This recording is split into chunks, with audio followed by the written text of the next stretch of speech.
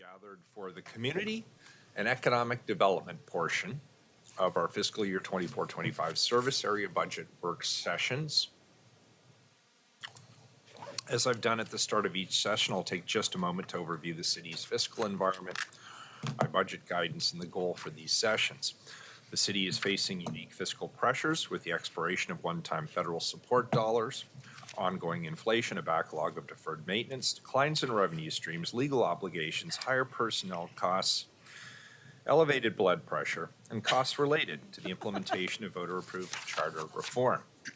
Because this budget will span both forms of government, this budget must meet the most critical needs of Portlanders while balancing fiscal constraints, and it must carry out the transition to the new form of government as approved to Portlanders. In other words, this council has its hands full with limited resources. As such, my budget guidance directed all general fund programs, with the exception of the Portland Fire and Rescue, Portland Police Bureau, and the Bureau of Emergency Communications, to budget within a 5% reduction in current appropriation levels. Similarly, I requested that internal service funds follow the same guidance, reducing their rates by 5% below what they would have charged with inflation. As a result, this year's budget work sessions focus on the most substantial financial issues, options, trade-offs, and decisions that the City Council will need to make within each service area to meet the constraints at hand. There are two more work sessions by service areas scheduled after today. This Thursday, February 15th, will be a shared work session by the Budget and Finance and the City Operations service areas. And next Thursday, February 22nd, will focus on the city's administrator's budget as well as the auditor's budget. We will host 3 budget listening sessions for community input on Wednesday, April 10th from 6:30 to 8:30 p.m., Saturday, April 13th from 10 to 12 p.m., and Monday, April 15th from 6:30 to 8:30 p.m. Community members can sign up to speak at budget listening sessions by visiting the City Budget Office website at www.portland.gov/cbo. Click on the 24-25 Budget Events tab to find sign-up links, which will be posted 2 weeks in advance of the listening session. All work sessions and budget listening sessions are viewable on the City of Portland YouTube page. With that, I'll turn this over to Commissioner Rubio to kick us off. Commissioner Rubio, good morning. Thank you, Mayor, and good morning, colleagues. I'm pleased to present the fiscal year 24-25 requested budget for the Community and Economic Development Service area. This requested budget highlights, this meeting? Yeah. This requested budget highlights the priorities outlined in the Mayor's Budget Memo 1 that asked all of us to meet the most critical needs of Portlanders while balancing fiscal constraints and carrying out the transition to the new form of government approved by Portlanders. As a reminder to the members of the public tuning in, the Community and Economic Development Service Area includes housing, planning and sustainability, Prosper Portland, and development services. Per the council-approved organization chart in preparation for the new form of government, the service area will also include the future single permitting authority, the enhanced service districts, and the spectator venues program. And because of the variety of responsibilities of this service area, the work is funded through a large variety of revenues, much of which it has a defined or restricted purpose. This makes finance and budgets different than other service areas, and to some degree, very complicated. Before I hand it over to the directors, I want to give you a preview of the key takeaways so that you hear them from me and again from Bureau leadership at the conclusion of the presentation.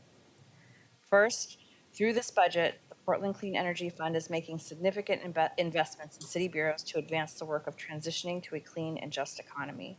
Director Oliveira will describe the next steps in that process, which will address recent questions that have been expressed. Second, last year, BPS was asked to take on the graffiti abatement program from Civic Life. When that program arrived at BPS, it was under-resourced and undermanaged. The BPS team has invested time and focus in the program and made significant progress improvements, but it remains under-resourced and dependent on one-time money. So it is a goal of mine, and I hope a goal of this council, to find the additional money it needs to maintain current service level, as we know Portlanders would want. Third, both the housing Bureau and Prosper Portland will describe their resource forecasts related to the spending down of adopted housing bonds and tax increment district funds.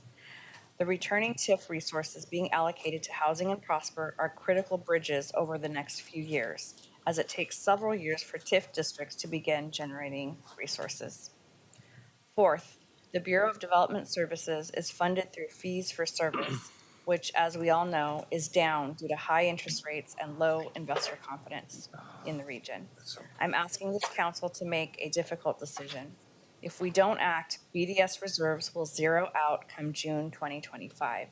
It is critical that we still have the capacity to issue permits when the construction economy rebounds. This means a modest increase in fees this year and some general fund support. Finally, after decades of resistance and disagreement, we're all at a long last moving to a consolidated single permitting authority. While this will ultimately improve the development review process, there is a cost associated with the transition. And as staff move to this new entity, we need to be sure adequate resources are following them, including having a management structure and bringing an adequate budget to cover overhead costs. And before I introduce leadership, I want to say how incredibly grateful I am for each and every one of them. These leaders don't blink, they don't hold back, and they don't hesitate to lean in and do the hard work. Never were they resistant to what is required of them as our new form of government is changing. In fact, they have fully leaned into the complex work of coalescing and integrating and work together as a service area. They all represent the problem-solving culture this city needs to be leading with, especially given the time that we're in. So I'm pleased to hand it off to Director Donnie Oliveira of the Bureau of Planning and Sustainability, Director Kimberly Branham of Prosper Portland, and our newly hired Director of Housing, Helmi Hisrich, and Interim Director David Kuhnhausen of Development Services. And because Director Hisrich is days into her new job, I want to acknowledge Deputy Director Michael Bonacore, who will be leading on the housing portion of the presentation. And finally, also welcoming Terry Tyson, who is joining this leadership team today to report out on the status and budget implications of the soon-to-be renamed Single Permitting Authority. The efforts of Terry and her team are truly heroic, and it bears stating that we would not be at this important juncture of the project today if not for their leadership and work over the last 3 years. With that, I will hand it off to Director Kimberly Branham. Thank you, Commissioner Rubio. Good morning, Mayor Wheeler and Commissioners. For the record, I'm Kimberly Branham, Executive Director of Prosper Portland. I use pronouns like she and her. We're really happy to be here with you this morning. I'm going to kick off and provide a high-level overview of the Community and Economic Development Service area before handing it over to Helmi and Michael to walk through the Portland Housing Bureau budget. As you know, the Community and Economic Development Service area includes the Housing Bureau, Bureau of Planning and Sustainability, the Future Single Permitting Authority, including the functions of the Bureau of Development Services, Prosper Portland, and the Spectator Venue team. As noted on the slide here, the Chief Sustainability Officer and the soon-to-be-created Climate Commission will move into the City Administrator's portfolio in the new fiscal year. The 3 bureaus and Spectator Venue teams will report to the Deputy City Administrator, and the DCA will become Prosper Portland's official liaison to the city. Next slide, please. The community and economic development agencies provide wide-ranging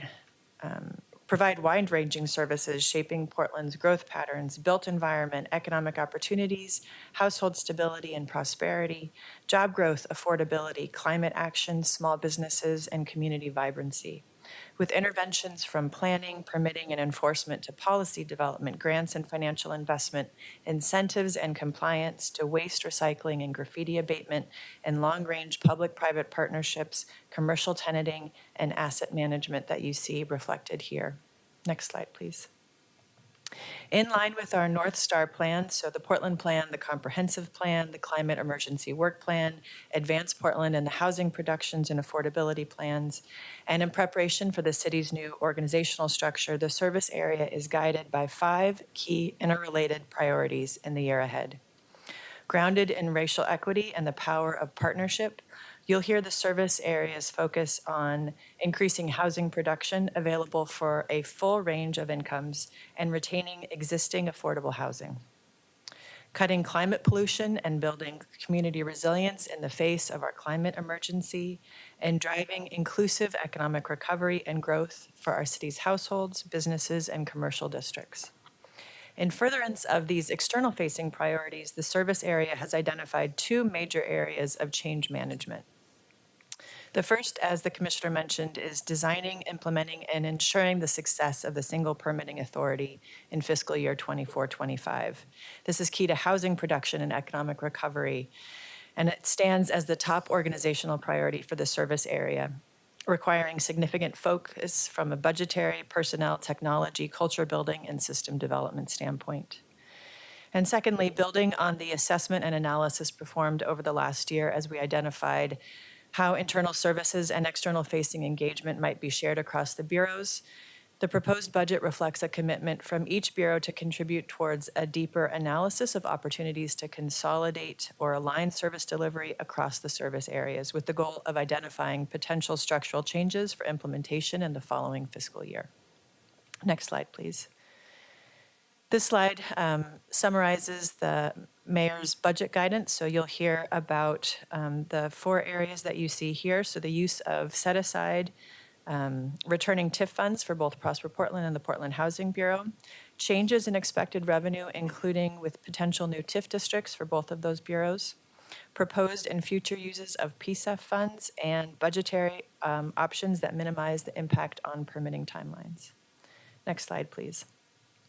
Total budgeted expenditures in the service area, are just under $670 million, with approximately 628 full-time equivalent positions, supported, as the Commissioner mentioned, by a large variety of revenue streams from the City General Fund to permit revenue, tax increment finance, the housing bond, construction excise tax, solid waste management fund, Portland Clean Energy Fund, Spectator Venue Fund, and federal block grants.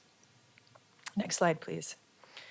So finally, the Community and Economic Development Service Area started our analysis of potential structural efficiencies and opportunities for greater organizational alignment in the fall of 2023. And while this work has begun, we recognize that we've really only scratched the surface at this point. So we're taking lessons learned from the creation of the Community Service Division Office, and we know that it's going to take some time, just as it did for our colleagues in that service area, to get it right. So to support the interim Deputy City Administrator in this effort, each bureau will be loaning a staff member or the equivalent resources in order to support the planning process and to continue alignment with the transition team. So you see here that the Deputy City Administrator and the analyst are reflected in the budget for the DCA's office, and then the equivalent of a staff person from each of the major bureaus going with, which are reflected currently in each agency's budget, would be going into the DCA's office. The Spectator Venue and ESD program manager and 3 staff, so the 4 staff would also directly report to the Deputy City Administrator with the dotted line to Prosper Portland. So with that, passing it over to Helmi. Thank you. Great, thank you. Good morning. Good morning, Mayor and Commissioners. I'm Helmi Hisserwick, your new Director of Portland Housing Bureau. I use pronouns she and her, and I'm very happy to be here with you. I look forward to working with each of you in the coming year to address the housing crisis in Portland. And I have reached out to each of your offices to set up a meeting so we can get to know each other better and that I can learn your housing priorities and your perspectives. I want to thank Interim Deputy Director Michael Boncour, who will make today's budget presentation for the Housing Bureau. He has been leading the Housing Bureau for the past 6 months and has been working closely with the budget team to prepare the 24-25 budget. So it's appropriate that he continue to lead the discussion today. And I just want to take a moment to thank him for his support and professionalism as I move into this new role. And with that, I will hand it to Michael. Thank you. Mayor Wheeler, Commissioners, good morning. My name is Michael Bonacor, Interim Deputy Director for the Portland Housing Bureau. Next slide, please. I want to start this morning by acknowledging some of our accomplishments in the current fiscal year and echo the appreciation that's already been expressed for the Housing Bureau team. As I think you all know, we have been without a permanent director for almost 2 years, over a year without a deputy. And yet during that transition time, the team continued to uphold the highest standards of professionalism and crank out a ton of really great work. So it's been an honor for me to have the opportunity to work with them and to welcome Helmi into her new role. And we are all very excited for the promise of stability and her vision as we carry on the important work ahead of us. So welcome, Helmi. And again, my appreciation to the incredible professionals at the Housing Bureau. In terms of key accomplishments, you're very familiar with the effort to study and recalibrate the inclusionary housing program, which we are poised to go live with on March 1st. We issued 3 solicitations last year, one focused on the preservation of existing affordable housing, one to help close funding gaps on new developments, and the most recent of which will kick off the redevelopment of the Broadway corridor. We'll be selecting a developer for the affordable housing on Parcel 4A later this spring.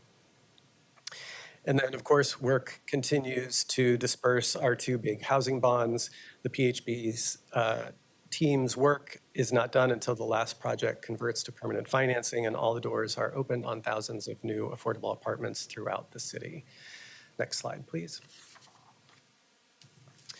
There are some significant challenges ahead of us that we'll talk more about in detail during the presentation, but in a nutshell, we know that we have a looming funding cliff ahead of us on 2 fronts: the spend down of the 2 housing bonds, both of which are almost fully obligated, and the expiration of existing TIF districts.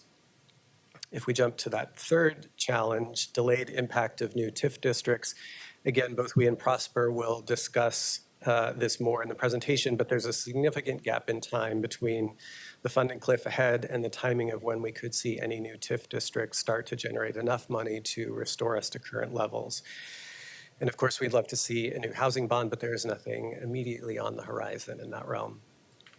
In the immediate term this year, we'll see federal emergency rent assistance and ARPA funds expire, which eliminates that pool of rent assistance and dramatically reduces the funds available for eviction legal defense programming. Next slide. Before we get into the overview of our revenue, expenses, and staffing levels, just to note that, as you know, the mayor's office is leading the development of the city's portion of the budget for the Joint Office of Homeless Services.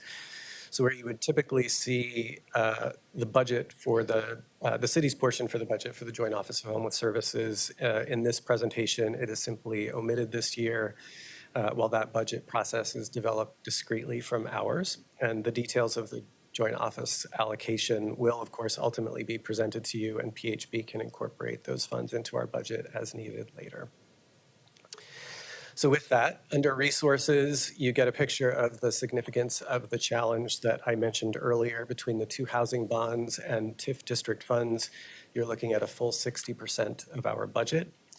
And in expenditures, you see that the vast majority of our $253 million budget goes into multifamily development, with about another 15% in key program areas like renter services, homeownership access and retention, and our development incentives programs. And then finally, when you look at our staffing levels, you see that for a bureau with a budget as large as ours, we administer it with relatively few staff, 79 permanent employees and 8 limited term employees. Next slide, please. This slide offers a different view of our budget by our 7 program offer areas. And again, you see a stark representation of how housing development represents the lion's share of our expenditures. Next slide, please. So here we see a pretty stark visual representation of the funding challenge I mentioned a few minutes ago. If you draw your attention to the dark red sections of the bar, you see our tax increment financing, which starts to diminish in fiscal years 25 and 26, then drops sharply and nearly disappears in fiscal years 27 and beyond. If you look at the purple section of the bar, that represents our housing bond funds with a similar dynamic. It's okay for the next couple of years, then shrinks dramatically and disappears on the same time frame as TIF. As I mentioned earlier, it will take until fiscal years 30 and 31 before we see a resurgence of TIF funding, assuming council decides to create new ones later this year. When Director Brannon presents, you'll see a slide on how this is projected out in the coming years. What becomes apparent in looking at this slide, if we could stay on the last one, please. That's great, thank you. Is just what a critical lifeline returning TIF funds will become for the Bureau. And we're really grateful for Council's direction that 25% of returning taxes from expiring districts come to PHB, and for the mayor's guidance that reflects this directive. And on the next slide, we'll show you what that will look like in year one. So a note before we begin here, apart from the returning TIF, the general fund makes up a small enough percentage of our budget that we were able to absorb that 5% constraint in admin expenses and avoid any resulting cuts to staffing or programming. So that's not a discrete discussion about the general fund constraint in this presentation. We'll just focus on the returning TIF. Per the mayor's budget guidance, $8 million in returning TIF was directed to PHB. And with the 5% constraint applied, we're budgeting $7.6 million. The bulk of the allocation, about $5.2 million, goes to maintain stability in our staffing and our internal services and operational support. As we made decisions about programming the remaining $2.4 million, we focused on prioritizing the most urgent needs we're seeing and hearing in the community, including from our Budget Advisory Committee. So I'll begin with the smallest allocation and work my way to the largest. Starting with master planning for the Ellington. You may know that the Ellington is a property that was the first purchase made with the Portland Housing Bond Funds, and it remains in the Bureau's portfolio of ownership. While the purchase prevented the Ellington from being sold and redeveloped as market rate housing, the bonds can't be used for rehabilitation. So we now own an 11-acre site with over 260 units of family housing that has effectively reached the end of its useful life. It will take many years to redevelop this site. It can't be sustained long-term as it is, and we need to get started on the plan to make that happen. The only other source to fund a master planning effort would come from the property's replacement reserves, all of which are needed for critical repairs to keep it habitable. So we're really excited for the promise of what a revitalized community will look like there, but it's imperative that we take steps to get that long process underway before it slides into disrepair. Next, eviction legal defense. Thanks to ARPA funding, we've been able to provide about $2 million this year to help prevent eviction for low-income renters. With that funding going away, we'll only have about $450,000 available in the coming fiscal year. So the addition of this $500,000 will allow us to help 80 to 100 renters avoid displacement and homelessness due to eviction. Home repair grants are a critical component of our neighborhood stabilization efforts, and this $500,000 will allow us to support about 33 more households with grants of $15,000.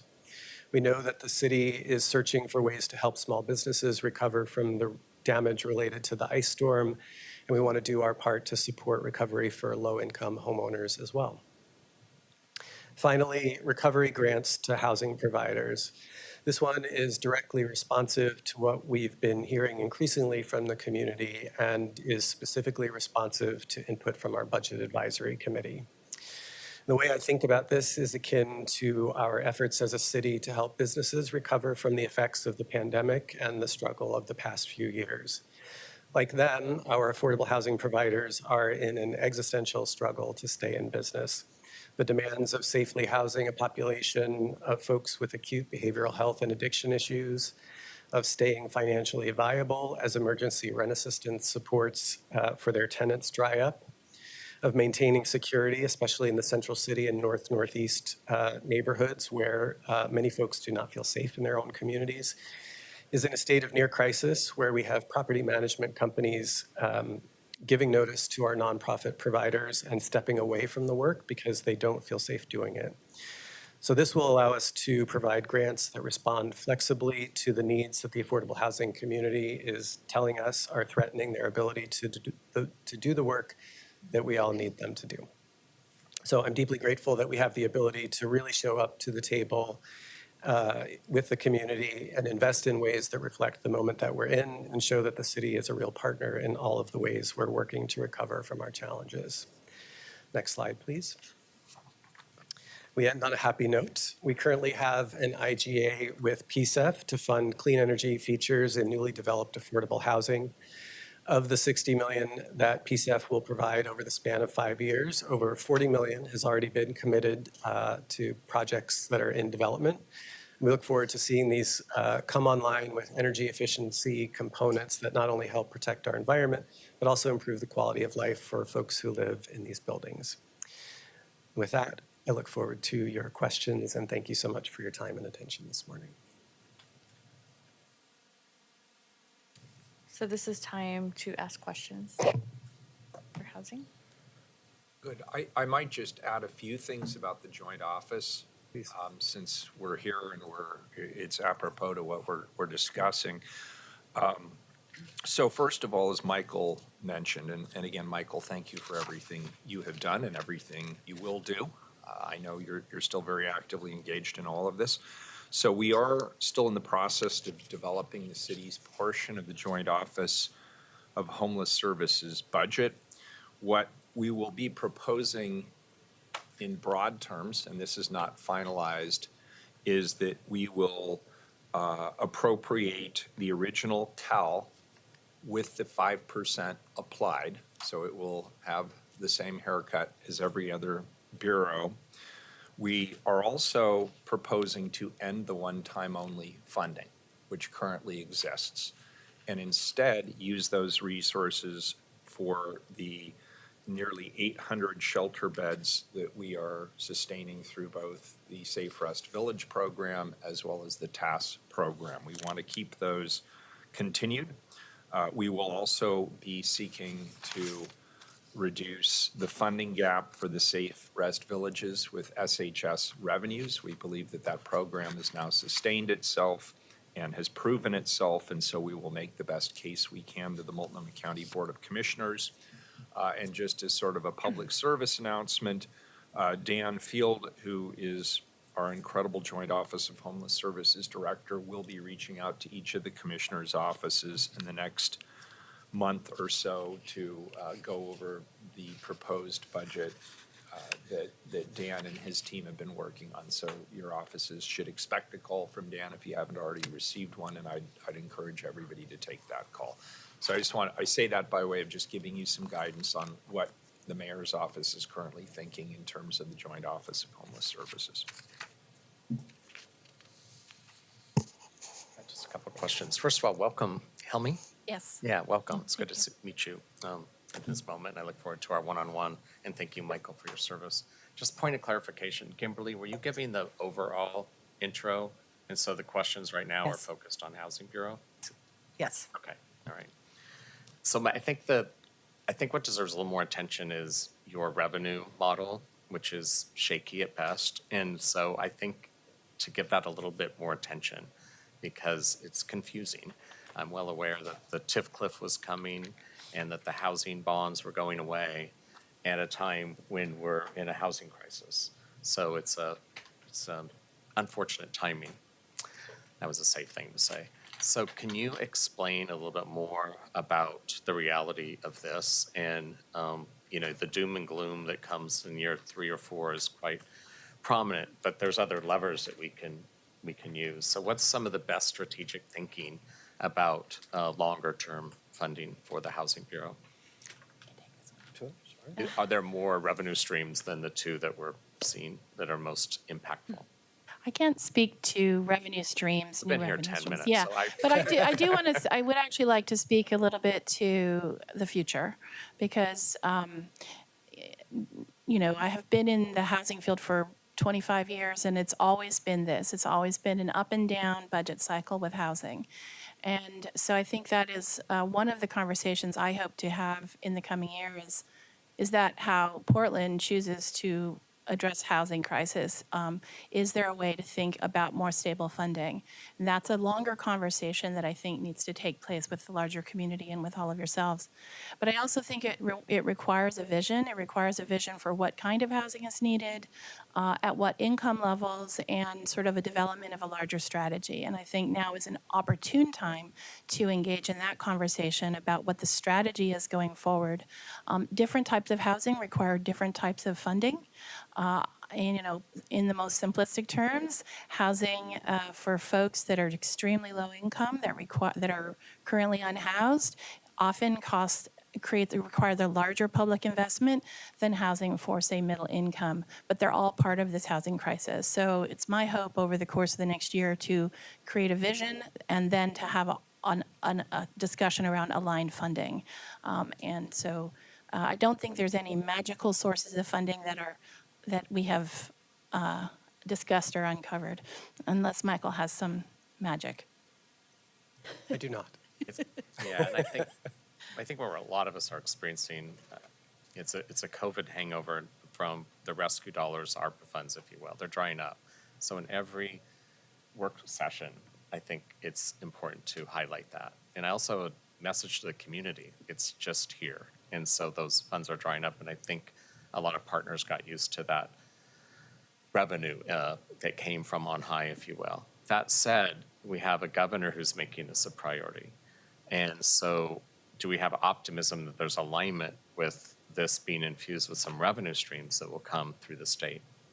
Well, I took note that one of the fundamental principles of the city is the power of partnership, and I absolutely believe there's partnership opportunities both with the county and with the state, and so I'm hopeful to pursue So if you go to those. that revenue graph that shows the doom and gloom coming up, it doesn't take into account any optimism or hope that in the legislative session we'll be able to be successful and those monies will definitely target the Portland area. It didn't take that into It does account. not. That's Okay, right. I just wanted to make sure that was crystal clear. Yeah, and I'll just chime in here that, yes, that this is, all things staying the same. Yeah, We wanted to present a conservative guesstimate of what the landscape looks like going forward. And I'm glad you brought up the governor's guidance, because we've been in really close alignment with the work that's happening there at the state level. We'll see what this legislative session brings. But given, her position of suggested position of no new taxes in this short period of time, given this is where we're at, we are getting creative with our jurisdictional partners, and we are in active conversations about innovations that are to be explored. And it's not a secret, a while back, I put a proposal on the table for the PSEF committee to consider for a set of money from PSEF to be allocated for sustainable housing development. So we're eager to have that conversation and to see what that would look like as a bridge to a better time where we can support a future bond. Okay. And I think what would be helpful for me is if we saw some scenario planning on if the governor's number one focus, which is housing, and what that could look like. And if we had some scenario planning with that, because then this would obviously change. I respect that you're doing, like, this is what we know for sure, but it's still helpful when we're in this moment of planning that we can see what the scenarios look like. And it also helps us when we're lobbying and having conversations with legislatures on what the impact is of their decision. Thank you for that feedback. I had a question on the uses slide. So just to be clear, the recovery grants to housing providers are to address, could you just walk back the scenario that you were referencing there that's covering? Because I'm hearing a lot about what's going on with the property management and to a certain extent, insurance and lending industries right now. So just walk me through the subset that this is targeting right now. Sure. So there are a couple of key interrelated fronts that are, I think, particularly stark for affordable housing providers. One is the ability to sort of safely operate permanent supportive housing, even as we continue to bring new supportive housing online. The existing stock of affordable housing or of supportive housing is facing some very strong headwinds in terms of the ability to keep people housed safe, the larger community safe. And so with leadership from the commissioner's office, we've started convening some conversations with systems providers about how we can all sort of rally around and think about, not just singularly as the Bureau or as the Joint Office, but how collectively we can really wrap our arms around the supportive housing situation. So this provides us some flexibility to respond to that potentially. And as I said, interrelated, we're hearing a lot about security issues in properties. So we want to do more listening and dig in on the options that may be most useful, and that may vary by geography or by housing provider. And there may be different ways that SHS funding could, come in either alongside ours or instead of ours, and just really thinking about how we coordinate together as a system. But this is sort of us showing up to the table with some flexible money to say we can fill some gaps where there's urgent need. Yeah, but which is fine, but I think the core point here may be that this is such a structural issue that I'm concerned that the dollars, it's fine that we have flexibility that we can try and fill gaps, but what we're hearing from, did the big property manager exit the space recently, or has communicated they will? You alluded to in your comments, and I've been hearing rumors about this, but I just wanted to confirm, has that been announced, or is that just threatened right now? I think we've seen a variety of situations. We do have a large property management company that has said they won't do property management for permanent supportive housing sites anymore. We had a affordable housing provider who lost their property management company in the downtown core, and then subsequently lost the second provider with a 30-day notice, which is kind of catastrophic if you're trying to do, and you don't have your own property management function. So the landscape, has always been a little bit tight in terms of property management companies that do affordable housing, and any amount of tightening makes it just puts a huge strain on the system. If I were to go up a level, we're certainly hearing for providers in behavioral health, CCCs of the world, the increased acuity of behavioral health challenges in the region.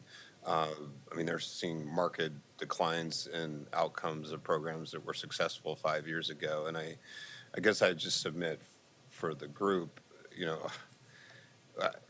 recognizing we're in a different environment, this level of acuity is so compromising the system, and even historic approaches, whether it's affordable housing or traditional behavioral health outreach, that I don't know. I don't know if we're really going to be able to tackle this if we don't get at some of the more fundamental issues. And again, I fully understand the need for flexibility here, but I'm very concerned about the future of affordable housing in the region for exactly the reasons we're looking at grants. And I don't think grants are going to be enough to fix what's under the hood there. Agreed.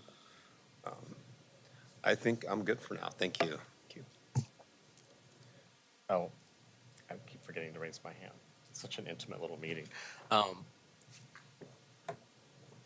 This issue that you're bringing up was big when I had the Housing Bureau a couple of years ago. And I'll never forget calling to give an award to a provider, and then they would say, thank you, and not sure how much longer we want this award because of what we're talking about right now. It was at a time where most people didn't want to speak up about it. Yes. Because of the time that we were in, and everyone was on eggshells about not wanting to appear that they were insensitive to a very important restorative justice period that we're in. This is where I think, Mayor, when you brought up the funding with the joint office and how public safety, this all intersects. And so we can, I think we have to get more innovative on how we look at this systemic challenge that we're having. Because it's true that, and this is where I've always been in positive tension conversations around housing first. It's like okay, no kidding, of course, housing is primary. And we're dealing with conditions that we haven't experienced ever with such an extreme behavioral health issues and an addiction crisis that no one ever could have predicted. This is where we are. So I think this issue just needs a little bit more airtime in how we look at the cross-sectionality of homelessness, community safety, and housing. And we need to get real about it and stop compartmentalizing this challenge. Thank you. Yeah. Other questions? Okay, thank you. Thank you. All right, well, Prosper Portland has been planning for this fiscal year for about a decade, maybe a little bit longer.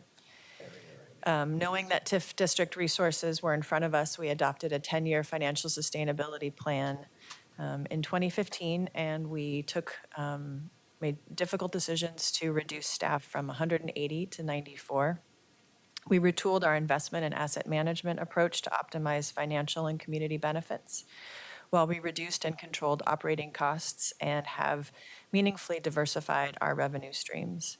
And between these interventions and the returning TIF set-aside budget, we remain positioned to deliver on our mission of creating economic growth and opportunity across the city of Portland in fiscal year 24-25. Next slide, please. All right, at a high level, of the $282 million in available resources anticipated this year, we have budgeted for up to $120 million in total expenditures. You see that 73% of funding resources come from existing TIF districts, with about half of those are actually tax increment finance and the other half are program income, but are dedicated to those TIF districts. The remaining 27% of resources come from revolving loan resources. We call that our strategic investment fund, federal grants, city general fund, and cannabis tax funds. The figure includes approximately $17.3 million in ongoing resources from general fund and cannabis tax fund, including the returning set-aside TIF. Under expenditures, Prosper Portland's core programs of about $108 million is focused on inclusive property development through commercial lending, prosperity investment grants, major projects, and asset management. We've got economic development programs that you're well aware of, as well as business lending and infrastructure investments that unlock private development. All of this is enabled by critical operational and administrative support. So to deliver this work, the budget includes a total of 94 FTE and LTE. This is 4 positions fewer than the current year due to some expiring ARPA-supported LTEs as well as constrained budgets. Next slide, please.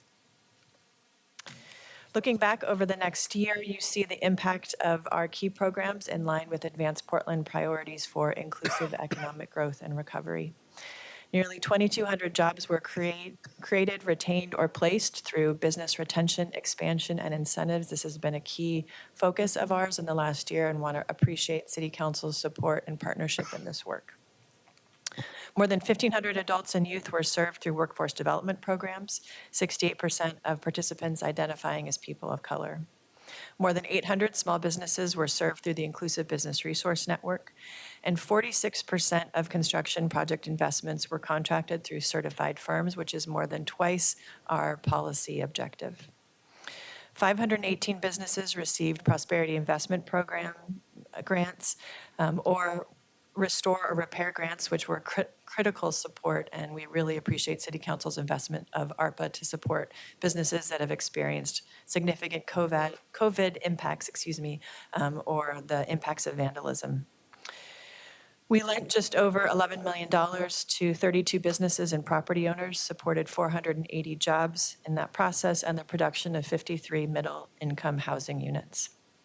And the events office supported 285 events, which attracted more than 975,000 attendees from Portlanders and visitors. Next slide, please. Prosper Portland's work plan and budget is guided by Advance Portland, which is, as you know, the City of Portland's economic development strategy. In the next fiscal year, you'll see key focus on business retention and growth, small business support, business district recovery, and inclusive development. So that looks like continuing our business retention, expansion, outreach, and related tools, seeding an Office of Small Business with liaisons and a small business hub, alongside our lending and technical assistance, tenanting support, repair, and restore grants, facilitating events and activations through the Office of Events and Film, and enhancing alignment with the ESD program that would be moving into the service area. Finally, we are focusing on completing the new TIF district exploration process within East Portland and the Central City. If approved by City Council and supported by community, these resources would enhance future funding for stabilization, inclusive growth, business retention, housing production, and infrastructure. Next slide, please. As Michael mentioned, we share a number of the same challenges. So those include the delayed impact of any new tax increment finance districts, and I'll show a graph next that really illustrates that point, but just underscores that retaining operational capacity will be challenged through at least 2030, 31, and the critical role that the returning TIF set-aside plays. The sunsetting of ARPA funds impacts within Prosper Portland, the events office, small business supports, and restore repair grants. And then finally, the cannabis fund has been unexpectedly volatile. And so we are anticipating a 22% ongoing reduction. And that funding source supports the Reimagine and Seed Fund programs, which came over to Prosper Portland from Civic Life, and the Inclusive Business Resource Network. Next slide, please. Okay, so I don't know, Commissioner Ryan, if this is sufficiently optimistic as a, if this gives us optimism, but this does show what happens for both Prosper Portland and the Housing Bureau with up to 8 new tax increment finance districts, or districts that would be in line with City Council's direction in terms of the amount of acreage and assessed value that we are pursuing. So this graph shows you how we anticipate the Housing Bureau and Prosper Portland will spend down accumulated resources from existing tax increment finance districts. So that's in gray. That's the spend down over time. Without new TIF districts, the new TIF capital and programming resources, which is in dark green, are largely limited to Gateway and Cully and will generate about $8 million through fiscal year 2028. If the new TIF districts are created and we use the acreage and assessed value that were set forth last spring, about $70 million would be created from fiscal year 25-26 to 29-30. So not a huge amount of resources. It represents about $30 million for the Housing Bureau and about $40 million for Prosper Portland, before producing about $160 million in fiscal year 30-31 when long-term debt can be issued. And so when you hear us talk about that, the year of 30-31 and this bridge, that's the era that we are bridging for with the returning TIF set aside. All right. Next slide, please. All right, this very busy slide gives you a snapshot of our citywide programs and investments. So these are our programs that are not restricted to tax increment finance districts. And it shows you the proportion of general fund, cannabis, revolving strategic investment funds, federal CDBG, and enterprise zone funds that support these programs. In total, it represents about $10.5 million of technical assistance and grants and about $9 million in lending capital. So the green band shows the level of general fund, cannabis, and community development block grant dollars that were allocated in our 23-24 budget. And again, these are all ongoing. I think as was recognized, when you add one-time ARPA funds, the comparison becomes challenging. So this is ongoing in 23-24 to proposed ongoing in 24-25. And those green bands to what we're seeing in the proposed budget give you a sense of how we are proposing to absorb the 5% cut to City General Fund, 4% cut to Community Development Block Grant dollars, and the 22% reduction in cannabis, recreational cannabis tax funds. So in order to balance program offerings with that approximately 7% overall reduction, you'll see that we took modest reductions to the business advancement, workforce development, inclusive business resource network, and other key programs. And you'll also see that the budget eliminates the SEED program, which was transferred along with Reimagine to Prosper Portland. And that decision was a difficult one, but it was made in order to maintain the Inclusive Business Resource Network ongoing programs and partnerships, as well as the Reimagine Oregon partnership. And we believe a lot of the objectives of the SEED program can be supported through other programs that Prosper Portland has ongoing funding for. Since this graph only focuses on ongoing funds, I do want to note just two key changes in one-time funding. So we do anticipate being able to, or hoping to carry forward about $1.5 million of ARPA funds for repair or restore grants, but no new funding for that program, which we have said to you every year. We hope that this will be the last year that we need repair grants, and hopefully 24-25 will be that year because there aren't identified resources after the end of this calendar year. And then the events office budget includes right now about $100,000 for activations. We are working with Travel Portland and under the leadership of Commissioner Rubio to identify up to about $500,000 from Travel Portland, which could augment the amount of events and activations. But right now we are at $100,000, and that compares to about $2.5 million that we've had in this fiscal year. So that's a significant reduction in the amount of events and community activations that the office would be able to support. Next slide, please.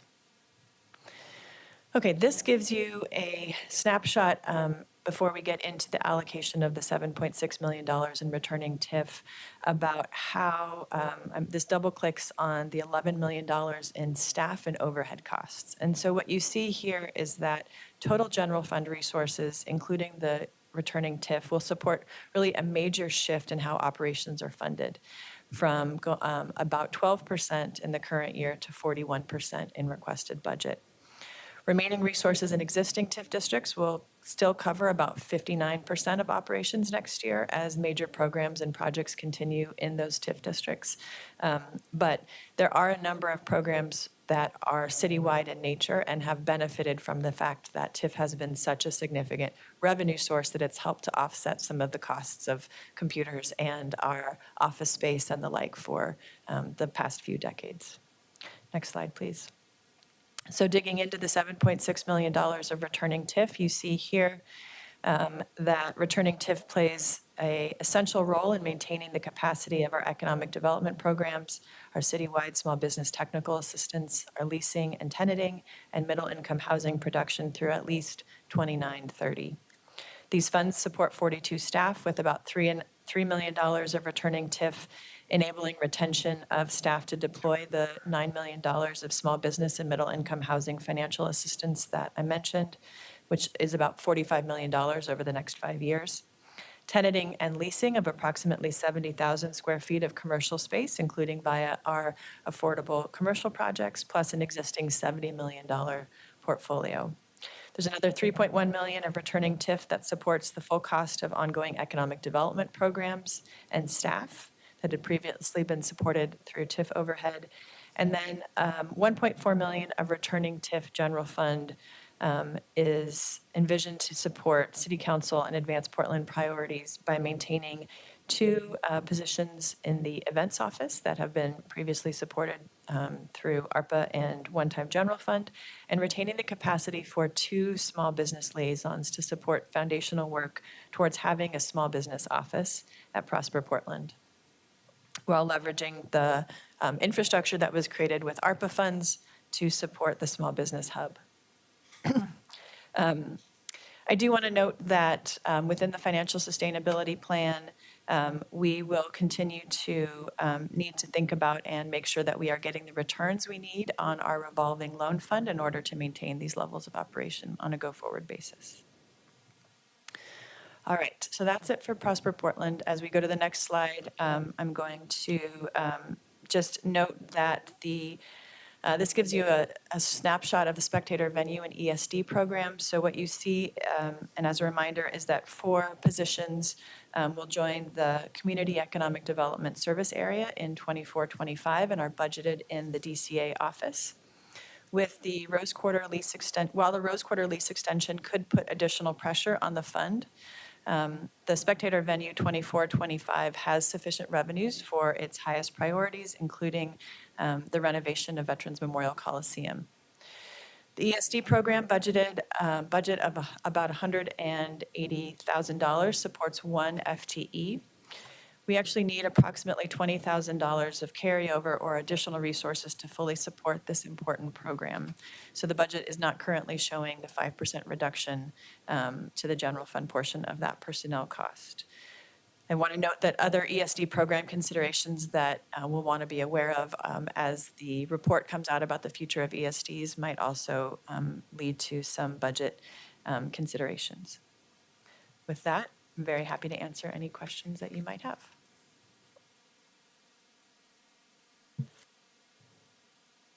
Commissioner Gonzalez. Can we go to the slide on cannabis funds distribution? There was a, Sure. Keep going, this one? yeah, let me see real Yep. quick here. Sure I follow. So under the code, there's 3 general buckets for cannabis use dollars, right? So we've got drug and alcohol treatment, public safety, and support for neighborhood small business. Is there any buckets currently going to public safety or drug and alcohol education with cannabis dollars? Through Prosper Portland, no. How about, in general, through the fund, are you aware at all? I believe that there are, but I Okay. think, It would be CBO helpful to would be- yeah. see that afterwards, just Sure. mapping to the code language and how we're allocating dollars. I mean, some of the specific examples in the code, I know we're not distributing to fire paramedics, but I just be curious to see how things are distributed, mapping to the code. absolutely, we can follow up on that. And this might be a question for my colleagues. I mean, in terms of any prior decisions made about cannabis use dollars as it relates to what the code says, if we've ever made any explicit decision there outside of approving a budget on an annual basis. Not that I'm aware. Okay. Okay. Commissioner, my observation has been that over the years that there, Actually, the budget director has a comment. You want to come up, Tim? You'll get us a list of how it's being allocated. Okay, thank you. And Tim, my follow-up question was, any council guidance as to prioritization of cannabis dollars previously articulated that may not be reflected in the code, just to calibrate, because the codes kind of talks about 3 general buckets. My understanding is we don't really distribute anything equal in terms of the 3 buckets, and if the council has previously spoken on that, I'd be curious to know. Sir, are you aware of any policies? I'm not. Okay, thanks. Okay, thank you. That's it? Commissioner Ryan? You're done at cannabis? Okay. For now, Most of we are. at least for a couple hours. Kimberly, it's good to see you, and I know we've had this conversation. So I want to try to do it with you again, because I think it's worth mentioning. First of all, thank God Prosper Portland exists. It's a nimble quasi-government partner of the city. And I think your primary mission is a community development corporation. And so if you look at slide that looks at your investments, I just want to, is that 22? First of all, can you explain the acronyms that I don't look at enough to have them be intuitive? Yes. IBRN? Yes. The IBRN is the Inclusive Business Resource Network, so And so that would definitely fit under the mission, the primary mission. NPN? the Neighborhood Prosperity Network districts, so those are micro TIF districts. Think Rosewood, Park Rose, the Jade District, where we have had long-term partnerships focused on community-led, community economic development. Now, Venture Portland does some work like that. Right, so Venture Portland supports the volunteer-run business district associations. And so we are in close partnership, but the Neighborhood Prosperity Networks have boards and full-time staff people who provide additional capacity and enable the expenditure of the about $1.2 million of TIF over the life of those districts. Okay. So I think what I'm getting at is we really need a lot of help with economic development right now. Our commercial values are going down as we speak. They're kind of nosediving at the moment. The people who want to invest in our big, would you say our top 3 projects? Let me think, I know what they are. I think it's the OMSI development, I think it's the Broadway corridor, and maybe the ESCO property. Are there more of the big ones? Where we're reimagining prosperity and investment in Portland? I think those are certainly, neighborhoods are those are certainly in the near, midterm. I think the Lloyd Center and the Albina Vision Trust would also round out those major projects in the central city. All right, so those are the big 4. Those are the big 4 or 5. I would also note that we are seeing we are really excited about a new partnership out in Gateway. So there are other sort of major public-private partnerships, but in terms of reshaping the central city, you've identified the major priorities. And that's always where our largesse in revenue comes, so we can actually invest in the rest of the city. So the core, which is the heartbeat of our city's revenue systems, is the downtown area. And then with that, it pumps out to the rest of the city. And we have trouble right now with our key artery. It needs it's in surgery. And so here's my concern that I mentioned with you is that sometimes I get confused about mission creep or that there's so many busy action taking place. And at a time where I think we need a lot of focus on those 4 or 5 developments that you mentioned, parts of town that you mentioned. And sometimes I worry with your staffing model that maybe there's not enough attention going towards that. So that's just an overall dialogue that I want to keep having out loud. And then one where we had a consent item that had several items on it, and I was brought along on a couple, but not on a third. So I just wanted to have more dialogue about it. And spectator venues in our conversation came up as 2 types. There's the sports ball ones, if you will, where it's more private sector, Veterans Memorial Coliseum, Moda Center, Providence Park. And then there's the nonprofit arts residencies predominantly, which is managed by P5, and Merck has a lot of influence over that, and Metro. It's a fascinating, IGA, if you will. And that includes, of course, the Schnitz and the Keller. And we had a conversation about maybe those could be decoupled. You use the word vibrant neighborhoods. There's a work area, vibrant neighborhoods. All of this stuff could overlaps. That's just part of a system. But at a time where we're not just doing a transaction to a new form of government, we're doing a transformation to a new form of government. We have to keep making hard decisions. I sometimes think there's activities taking place in the areas that I'm now more familiar with because I have parks that do a lot of that activation, a lot of busy work.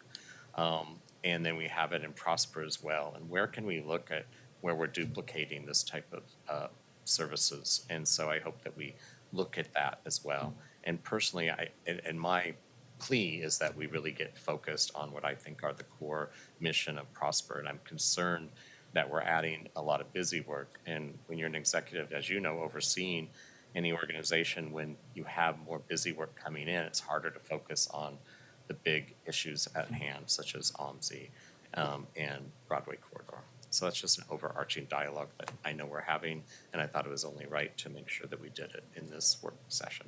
Thank you, Commissioner. I might offer that, I mean, it would be fantastic to have significant, we would love to go back to having 180 people. At one point in Lenstown Center, I think we had like 7 staff. We had a manager, an entire team. Now for that TIF district, we have 1 staff. So I think nobody, I would take no issue with the idea of being able to have more staff dedicated. And one of the things that we know is that Prosper Portland does have this kind of unique role of being able to be a bridge between the private sector and the public sector, and with community.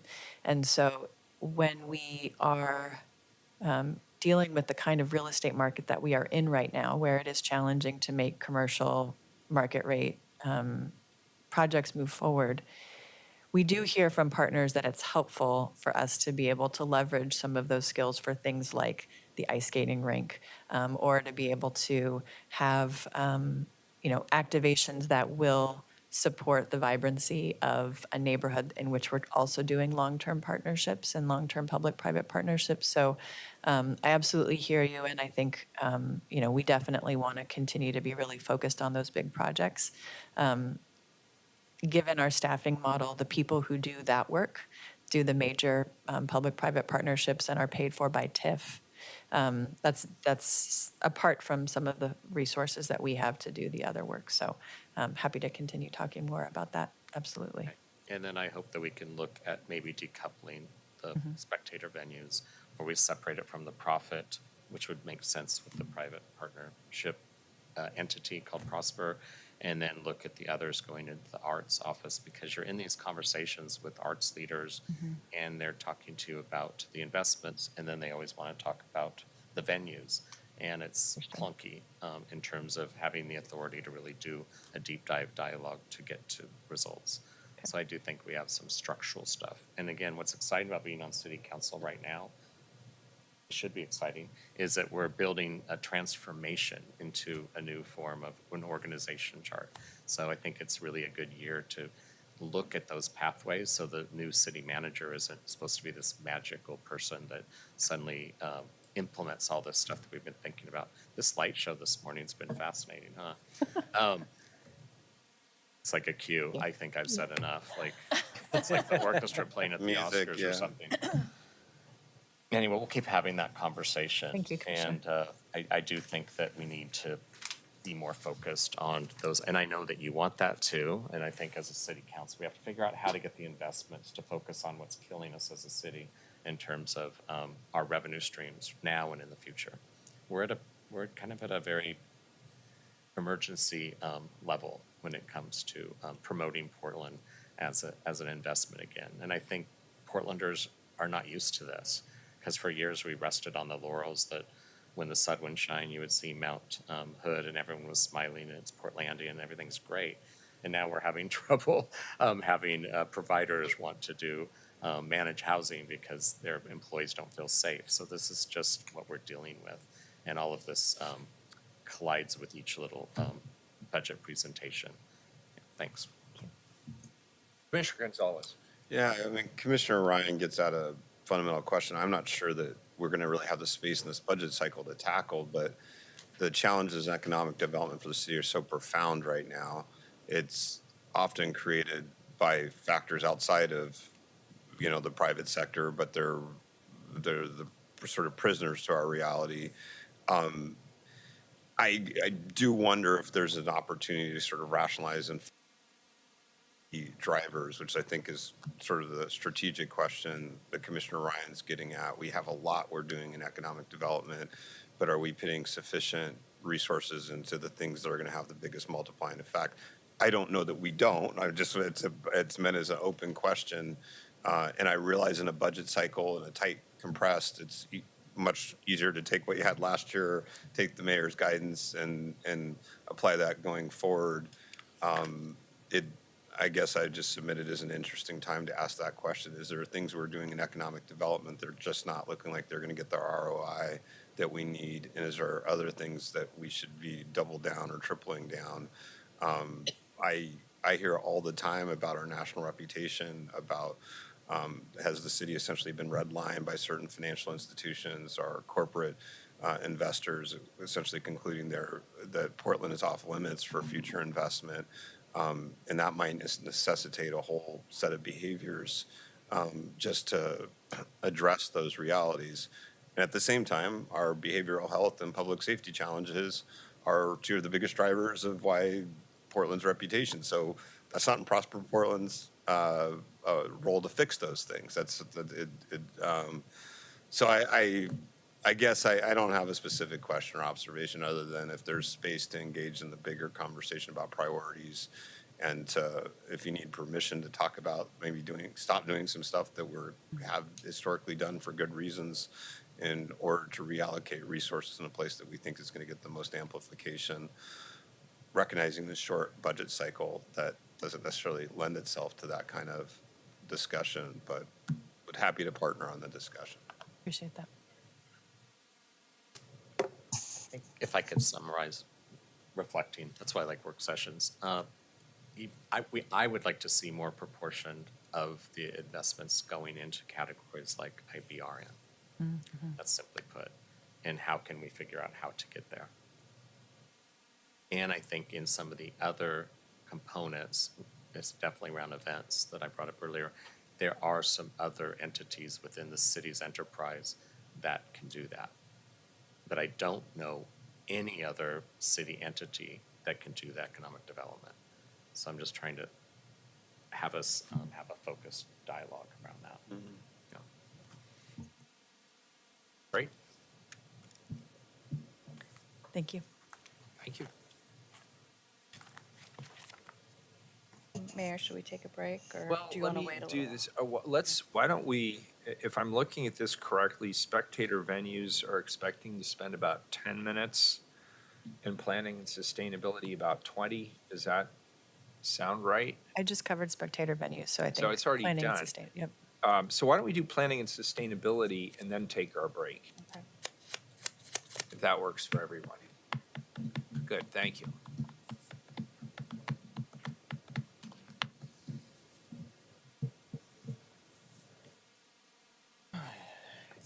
Hello, Hey, good morning, Mayor. good morning. Good morning, Commissioners. All right. Let's dive right in. Next slide, please. So I'm just going to start with a sort of overview of BPS's revenues and expenses. As you see here on the graphs, our operating budget proposed for next fiscal will be approximately $171 million.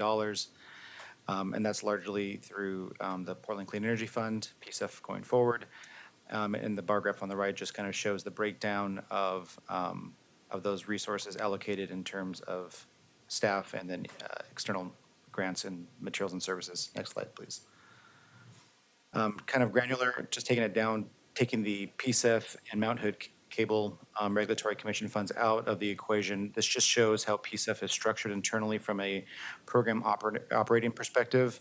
The highlight here is we have a few different funds, but we've been reorganizing ourselves so that our internal services and equity programs are more balanced in terms of their funding sources, and that's a key distinction that we'll make a little later about our cut scenarios. Next slide, please.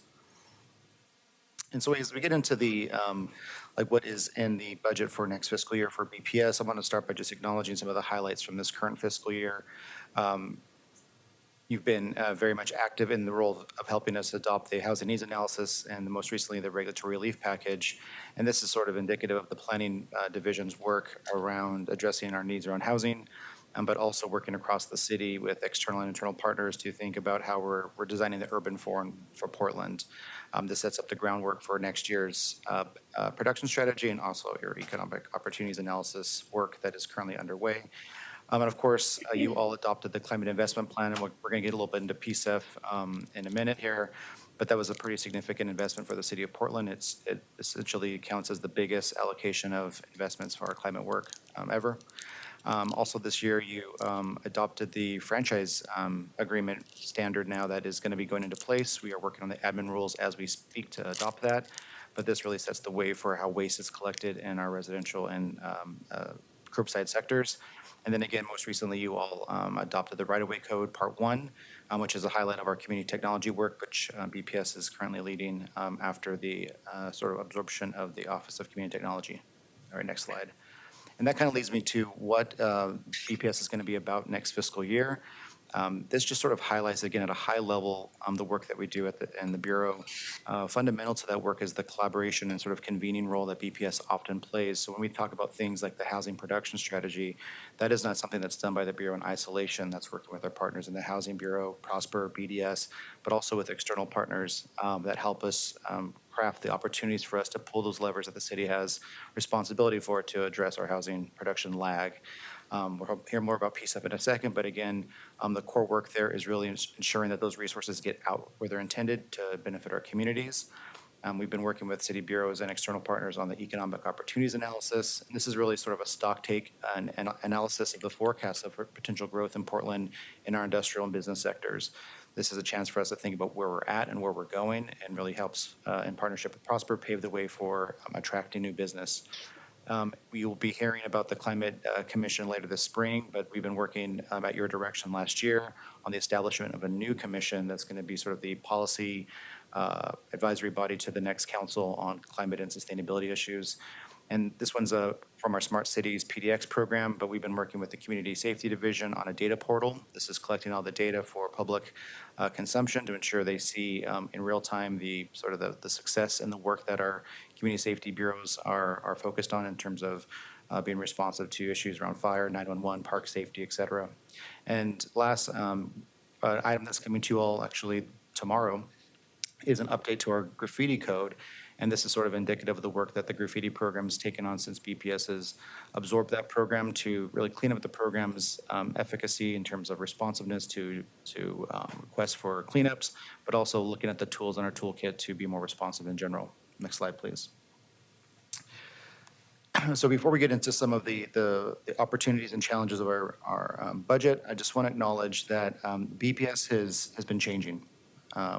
For many years, BPS was a policy shop, and that's still true today. Our planning and climate groups, our Smart Cities group, focuses on policies across the city that help us strengthen our business delivery systems. It strengthens how we do business with the public, our accountability, and responsive to our cities, some of our biggest issues around housing and climate, et cetera. But also simultaneously, the Bureau's been changing. In some instances, we're growing. Council direction, the Portland Clean Energy Fund has changed its sort of original design from being a grant program to a fund administrator. So now we're working with other bureaus and external partners on establishing contracts and grants for larger investments. And so that required us to update new financial systems within our bureau, and largely actually in response to the needs of our city, and required new staff capacity. We also updated our public trash program. We expanded it across the city, not just downtown any longer, but along with that, we've launched new community collection events that are programmed in our budget next year, as well as supporting more volunteer cleanups. So that required an additional staff and capacity there to really change ourselves from an oversight group to an administrative and contract management group. When we absorbed the graffiti removal program, that really challenged us to think about contracts differently and be more responsive to the needs that the graffiti problem requires. So along with just sort of shoring up our contracts and our systems, we were looking at new tools, as I alluded to, and that's been responsive, but also we're still largely underfunded in that regard. We'll talk about that in a second. And then last but not least, we absorbed the Community Technology Office, which was the franchise utility, digital justice, and the Mount Hood Cable Regulatory Commission grant program and coordination. And along with that, in the sort of the current Smart Cities program in the Bureau, we've been thinking about how that Community Technology Office is going to function going forward in a more strategic way. Next slide. So with the mayor's budget instructions and cut scenarios, we looked at things like eliminating vacancies. We looked at just reducing services, but in truth, the place that we found our opportunity was to realign resources to address the constraints. So what that looked like was some internal reorganization from general fund to overhead model, to a bureau overhead model, which ultimately allowed us to balance our costs across the solid waste fund and PCEF to support services around GIS, data services, communications, et cetera. And really that was appropriate because as this PCEF and solid waste program are growing, they were tapping those services more frequently anyway, so this was a logical outcome. And also we evaluated our climate and energy programs and came to the conclusion that there were some PCEF eligible parts of those programs that should be funded by PCEF, or could be funded by PCEF, excuse me. And that was part of the most recent allocation from the Portland Clean Energy Fund committee that you'll see in a second. And one thing I want to acknowledge, we are still waiting Metro Council's action on a potential fee increase scenario, but we will expect to see if current plans as expected and intended, another solid waste increase coming from the Metro Council later this spring. All right. So the first sort of challenge that we're facing right now is the future of our graffiti abatement program. The program, as Commissioner Rubio alluded to at the beginning, has been more recently funded by one-time funding, and that has allowed us to really expand our services and be more responsive to needs across the private sector and public sector.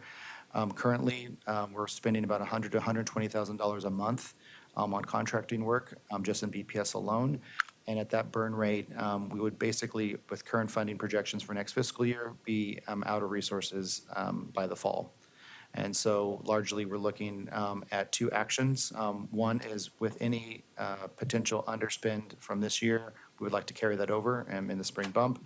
But also, we're looking, that still gives us about a $800,000 gap at current service levels. And this is because the program is currently predominantly funded by one-time funding. As you can see here, we're receiving about $1.3 million this year. So when that goes away, you'll see a dramatic reduction. And I just want to acknowledge that the program really hit its stride this fall in terms of our responsiveness, our systems, working with PMO and the other bureaus in the state. And it would be a real detriment if we would lose that momentum without those resources. All right, next slide, please. Okay. There have been a lot of questions about how PSEF funds have been functioning. And I want to just kind of take a step back and acknowledge that there's really been three phases of the fund, if you will. So the initial fund started out as a solely community responsive grant program. That meant all the resources that the city was collecting was going out through community grants. We just, actually on Fridays, the deadline for submissions for RFP number 3. So that was PSEF iteration number 1. Along the way, we found out that the revenues were much higher than anticipated. And so at council's direction in the fall of 2022, a new strategy was developed for how we were going to spend those resources. And that ultimately resulted in the climate investment plan. Next slide, please. So this fall, council adopted the climate investment plan, which allocated $750 million in climate investments over 5 years. Along with the community responsive grants, this also introduced 16 strategic programs and the tree maintenance reserve fund. Along with this maneuver, transportation sector was added to the potential funding source or sectors. And you'll see that in the next slide as how those are allocated. So the strategic programs, different than the community responsive grants, can be implemented through a variety of different partnership pathways. Still, nonprofits are eligible, but now we included government entities and the private sector. Next slide, please. So what that resulted in was 16 different strategic initiatives, technically 17, with the tree canopy maintenance reserve. This first slide it's aligned by total budget amount, but is the programs that are in the CIP that are administered by the bureaus. So in the adopted CIP that council voted on, you allocated this group of projects. The column on the right, which notes the next council action, the financial mechanism, is a quick snapshot of how those resources are going to be spent and at which point, if any, council would have another opportunity to weigh in. So for example, the first item, the clean energy and regulated multifamily affordable housing, that $60 million was actually allocated by council in 2022 when the CIP concept was created and the code update happened. That mechanism is going through the Housing Bureau through an interagency agreement. So while the Housing Bureau may come to council for any normal business that they would, there isn't necessarily a moment where council would take another action on that particular item. Does that make sense? Okay. I'm going to hop down. I'm not going to go through each one of these. You all will get a more detailed matrix from us today. But for the city programs, generally speaking, the mechanism by which BPS is putting resources from our allocation into the bureaus is through interagency agreements. And then from that point on, through our interagency agreements, we set up structures for, is that money going to be spent through staff, through purchasing, through contracts? And as those funds are dedicated, then each bureau appropriately would come to council based on standard procurement, policies of the city. The last one just acknowledges the $2.5 million for Prosper and 82nd Avenue infrastructure work would come to council as an IGA. But still follows the same mechanism of BPS working with the bureaus to program those dollars, at which the bureaus would then administer. But those are the bureau allocations in the CIP. Any questions on that? I do want to make sure that okay. Yeah, Commissioner? First of all, thank you for your leadership, and you've been very agile in all of this journey on PSEF investments. I think what I want to come back to is the accountability of these investments. So when we award a grant to a community partner, we're asking them to measure what success looks like, correct? And we're aligning it into the big picture indicators that we have for what success looks like with PSEF in general. Within the city, when we do the same transfer, we must have that same type of accountability. Is that true? Yes. Okay. I think for us to see that visually is going to be really important so that we make sure all of this is aligned. And so there's no special bailout for a bureau, but in fact, we're asking the bureau to take this investment and then think differently about it and make sure that it's actually geared towards the climate goal. Okay. Great question, Commissioner. If I may offer an example that is with Parks and Recreation. So that $40 million towards equitable tree canopy was a program that council allocated in the code update in 2022. From that point on, once it got the green light from council to make that investment, BPS staff, park staff, and our community partners got together for several months and worked out an agreement on how that program would roll out.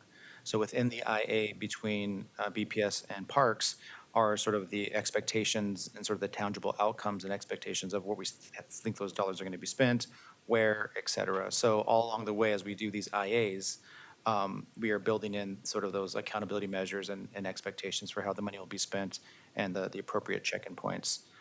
So within the IAs, there's a lot more clarity in how we do that because we basically, that's our procedure for agreements between the bureaus. Where we're definitely going to be looking at for this next tranche of money that I'll talk about in a second is how the PSEF committee has access more frequently to those conversations as well. And I'll share that in a second. Okay, So, good. I just want to keep hearing that theme. Absolutely. Thanks for flagging that, and I will definitely hit on those points. All right, let's the next slide, please. So outside of the CIP allotments that were targeted for Bureau administration, there were an additional 10 that essentially are programs that will be administered in a variety of different capacities. And in these are largely areas that this council will see sort of decision points that you'll have, input on. So for example, one that'll be coming to you really soon is an ordinance for a pilot implementation contract for the clean energy and unregulated multifamily affordable housing. So that's a $50 million allocation. But before we get out to rolling out the full 50, we're going to do a pilot implementation, and that contract would come to council for discussion. Once that pilot would be completed, then we would do a full RFP solicitation for the remainder amount. And all along the way, each of these, the list on this particular slide gives you an example of the different places. Like, so for example, for number 13, the target electric vehicle financing tools, that will be an RFP that BPS will administer. And once that solicitation is complete, we'll come to council for your approval on those things. So each of the mechanisms of spending for these amounts will come to council either in the form of approval of an ordinance for an RFP, an adoption of grant, or approval of RFPs and adoption of an IGA, et cetera. Next slide, please. And these are the final three CIP programs that will have similar either grant award approval or adoption of an ordinance to authorize our spending of those amounts. I had a question here. Could you go back to the prior slide? So when we say other CIP programs, this is part of the $750 million. So these are essentially council ratified the client investment plan and the strategic, the priorities at the high level. But you're saying IGAs will come back for our approval. So just looking at number 16, just for a second, this is for each school district. This would not give council the opportunity to reevaluate the method in which those dollars are distributed, but we would approve the IGA with the school district. Like there's a formula on strategic program 16. There's not an opportunity to revisit that as council because that's in the plan, but we would, we're just sort of, this is the rubber stamp approval on the IGA at that point. Is that what you're saying here? If I'm understanding the question correctly, are you asking if that's a chance to reevaluate the entire concept of investing in the schools or just what the investment would look like? So in strategic program number 16, there's an allocation formula by school district. And this, I wanted to confirm, council doesn't have the opportunity when this IGA comes before us to reevaluate that formula. We're just evaluating the agreement. Is that a fair summary? That's a fair summary, Commissioner, with the one caveat that if you wanted to say we think that AGA should be more, or like if there's an amount issue, we'd probably use that opportunity to unpack that. Does that make sense? So if I'll just say, for example, in real time, staff have been working with Portland Public Schools on an IGA. They had a particular allotment. How those dollars are going to be spent exactly still needs some time, but we wanted to kick off the commitment of the amount. If at Yeah, that time- and just to build on that specific example, right? So there's the allocation between PPS and other school districts. Yep. And then in PPS, there's like 3 million towards environmental justice curriculum and a certain amount towards, more air conditioners and resilient, what I'd call resiliency, for lack of a better term. Sure. And are you saying that there is or isn't an opportunity to address the relative mix within PPS's bucket, or much less what each school district gets? We could have that conversation at the IGA. That would be appropriate. But if a strategic priority is in the climate action plan, Yeah. how do we adjust the amounts within each strategic priority? When we update the CIP. Okay, so it would have to be part of that's my final, because it's not really a opportunity. So we're approving the IGA, maybe we can address within a school district how they're spending money. Correct. But we can't increase the piece of the pie for a particular school district in that process without revisiting the CIP overall. That part is correct, yes. Okay, got it. Thank you. Great. Thank you for helping me work through the question. That was a good one, though. Appreciate it. Why we're in this conversation. Yeah. I can't help myself. So I think what I learned is that we will have an opportunity to keep thinking out loud about what those look like, or they've already been established. I guess I would love to see details on the school district investments. So the current 750 that you all adopted is the current working plan, right? So it's what gave staff direction to go forth, right? A lot of these amounts had sort of guidelines or like principles that we were going to follow. So Commissioner Gonzalez acknowledged the allocation to the different school districts. What specifically each school district wants to spend is largely going to be dependent on the needs of the school district. So what PPS might want to focus on might look different than David Douglas, for example, right? We're not at that level of granularity yet with each of those school districts to be able to compare just yet what they're going to do. Now, when we weighted the formula of investment, please tell me we went beyond enrollment. We also included poverty and race and English language learners. So there was an equity scrub. Yes. So proportionally, David Douglas Park Rose would get a higher percentage of investment than PPS, who also has a very robust bond that taxpayers are currently paying.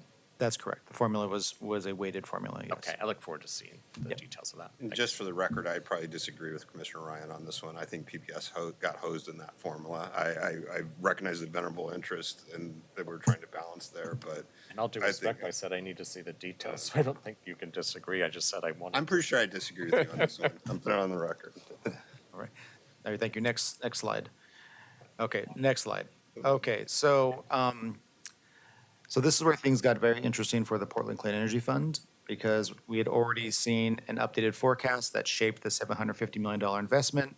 And a couple of weeks after you all adopted the CIP, our city economists reached out to say there was a new revenue forecast that showed a much more significant revenue projection.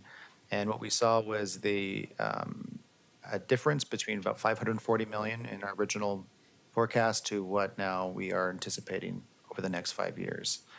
So that landed in November of this fall. Not exact details yet, but we knew that there was going to be a much greater delta on the projected versus our new projected. And so we looked at a variety of scenarios. Also remember, this was happening in the process of our budget. And so the pathway that was selected to go forward with this $540 million was leveraging existing climate work within the city. Next slide, please. And so what we focused on was ensuring, first and foremost, that we were meeting the guidelines and the principles of the Clean Energy Fund, which was to invest in climate action projects that support environmental justice and social, economic, environmental benefits for all Portlanders. You can see that box on that text on the right. And we also looked at our climate emergency work plan and other capital plans within the city that were clearly climate focused. So we asked bureaus that were centered in the climate emergency work plan, doing climate work, so to speak, to send us some projects, send us their projects. Again, these were things that were going to have meaningful greenhouse gas emission reducing or sequestering impacts.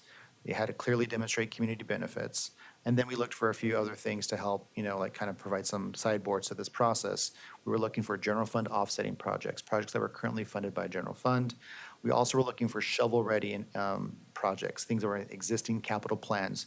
There are a lot of great ideas across our city. We just didn't have the capacity to start identifying new ideas. These things had to be vetted through different processes. And then we also looked for implementation ready. Again, we were looking for existing program capacity and scope. We weren't looking for no new programs. Not because we didn't think there's opportunity in new programs. We had a short amount of time to align this new resource with our budget process, and simultaneously staff capacity was being, challenged here. So we wanted to make sure we had the opportunity to analyze the projects that were submitted to us. So over the course of the winter, we worked with bureaus to come up with a list of projects that we thought met these criteria to the best of our ability. The top two were absolutely met. And we did find some challenge with the general fund offsetting that I can talk about in a second.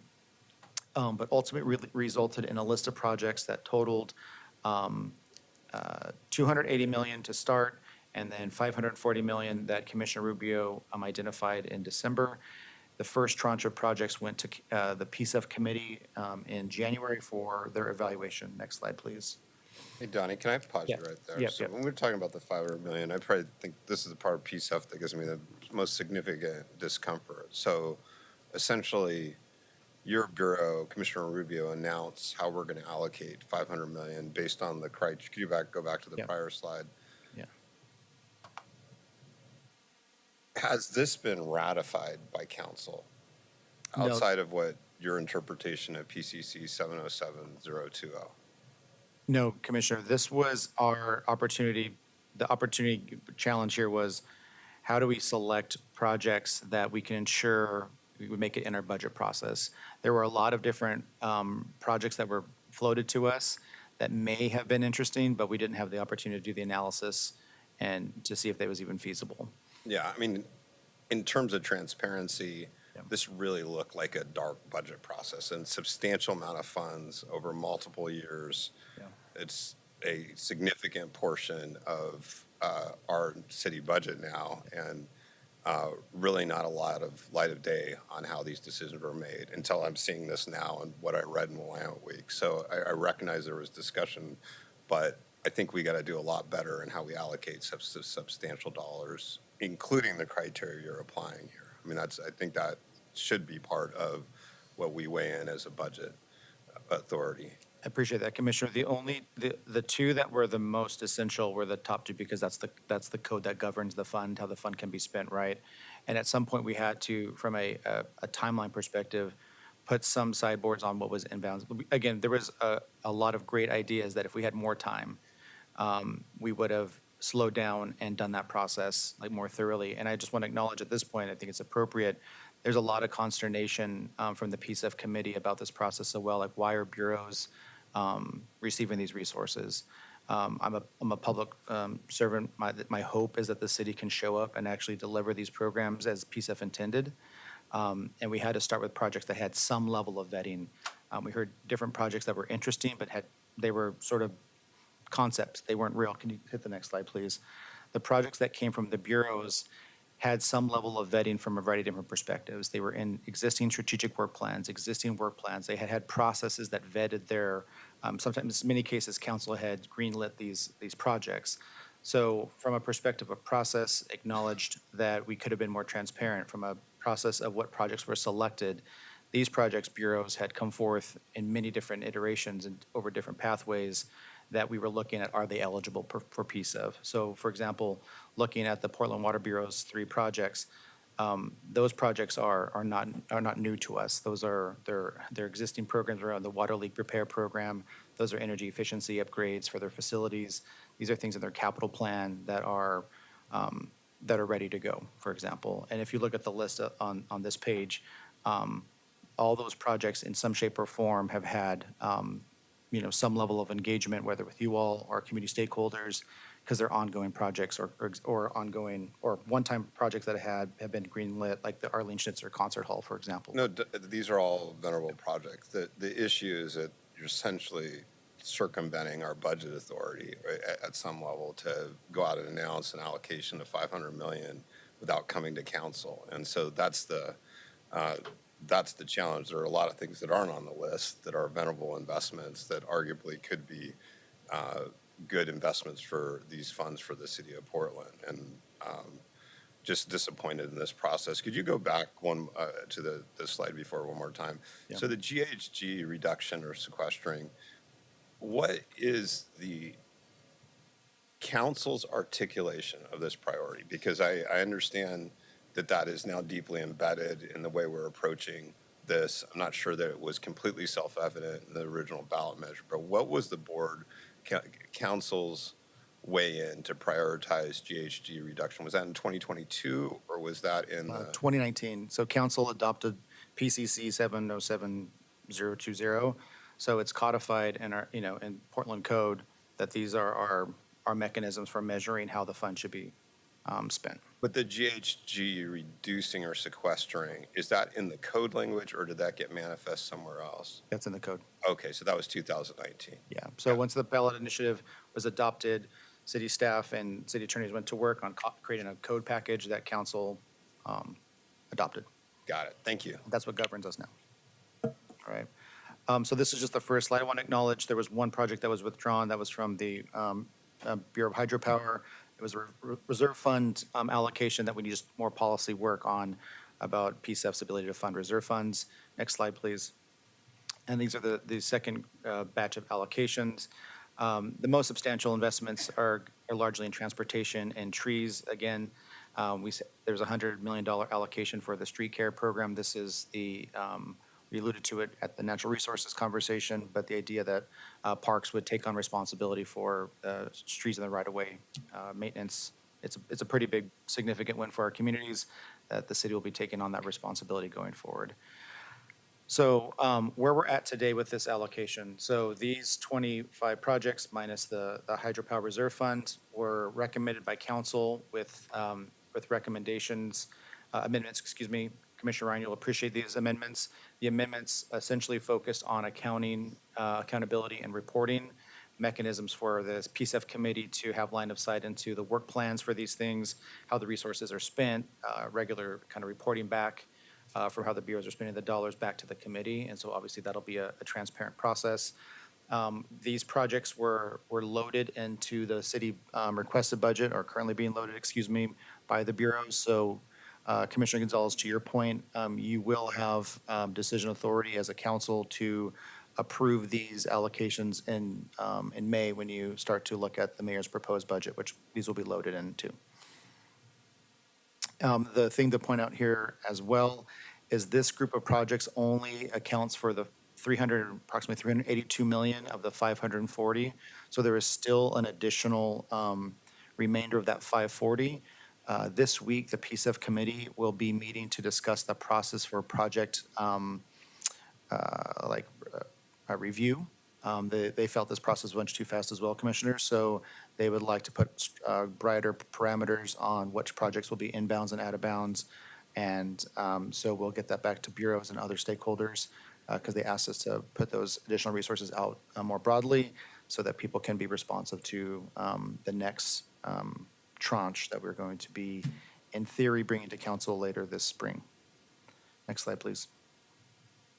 So in short, this is a summary of the recommended first allocation. So this is that $380 million, $82 million, excuse me. Again, it's aligned with the PCEF funding areas. That was sort of the buckets that we looked at the work. Those bureaus are the ones on the left. Some of the projects are one-time funding, so they're going to be like discrete purchases or investments. Some are 3 years, some are 5 years. So it's not perfect to look at these over 5 years, but in general, this is the allocation of projects that council will be looking at in 2 different ways. Next slide, please. So this is where it gets a little clunky, but I hope you'll bear with me as I walk through these next steps. So right now, bureaus are loading that first $380 million into the requested budget. So that will be a part of the mayor's proposed. As I mentioned, the PSF committee will be making recommendations for the process for the second allocation.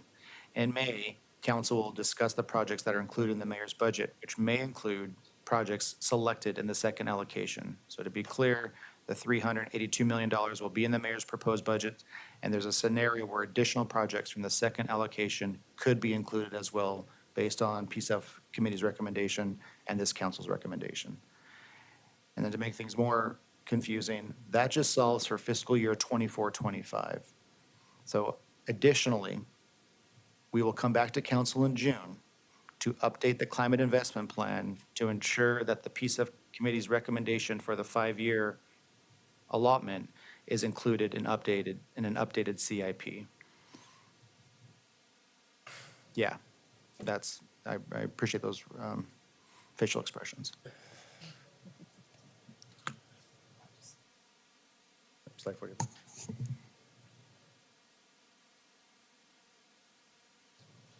One more. That's one more. Just had to look at this again.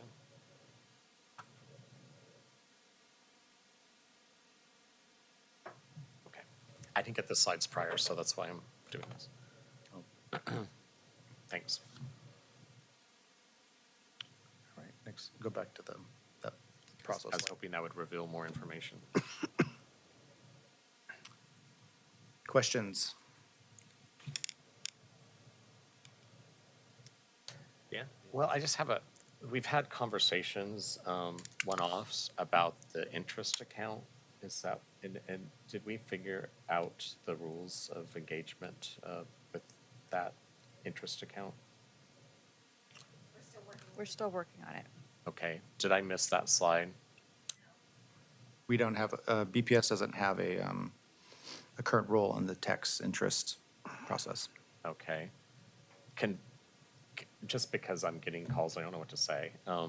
Can we have a little bit of a dialogue about what the process is like to look at that? We don't yet have that fully ready yet for discussion. We prioritized getting this presentation Okay. first. All right.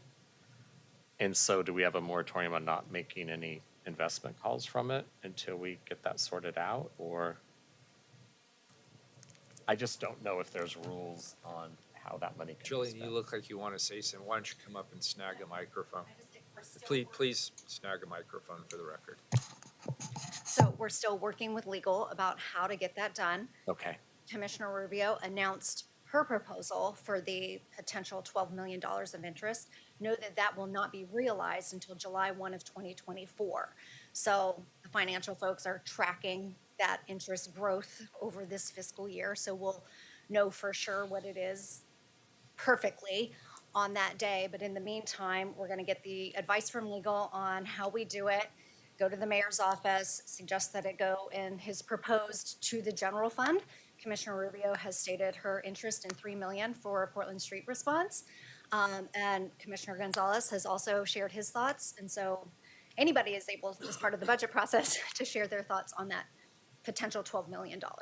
But once we figure out the legal path, we'll. That's exactly what I needed to hear. Yeah, I've just been reading about it and hearing some comments, and I was waiting for that moment in the presentation. Thank you. But it does get at one of the fundamental challenges of PSF in these different buckets. There's often not clarity even to commissioners as to when they have an opportunity to weigh in on this. And the different tranches has made that complicated. I get it there, but it's, again, we hear an announcement in December and suddenly that's making its way into the mayor's proposed about how to allocate 340 to 500 million. I mean, this is not the way to do budgets. This is not the way to do long-term decisions about investments. But leave it at that.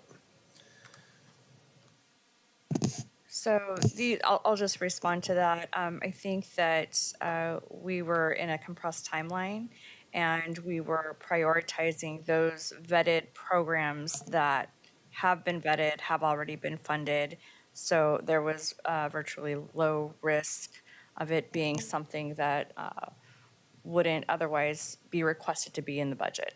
So in that way, we took the most constructive and approach with our bureaus to ensure that we could continue these programs that were very supported by community. That said, we are also, we have a historic investment that is new, and we are building it, and it gets better every year as we progress with new information that we learn.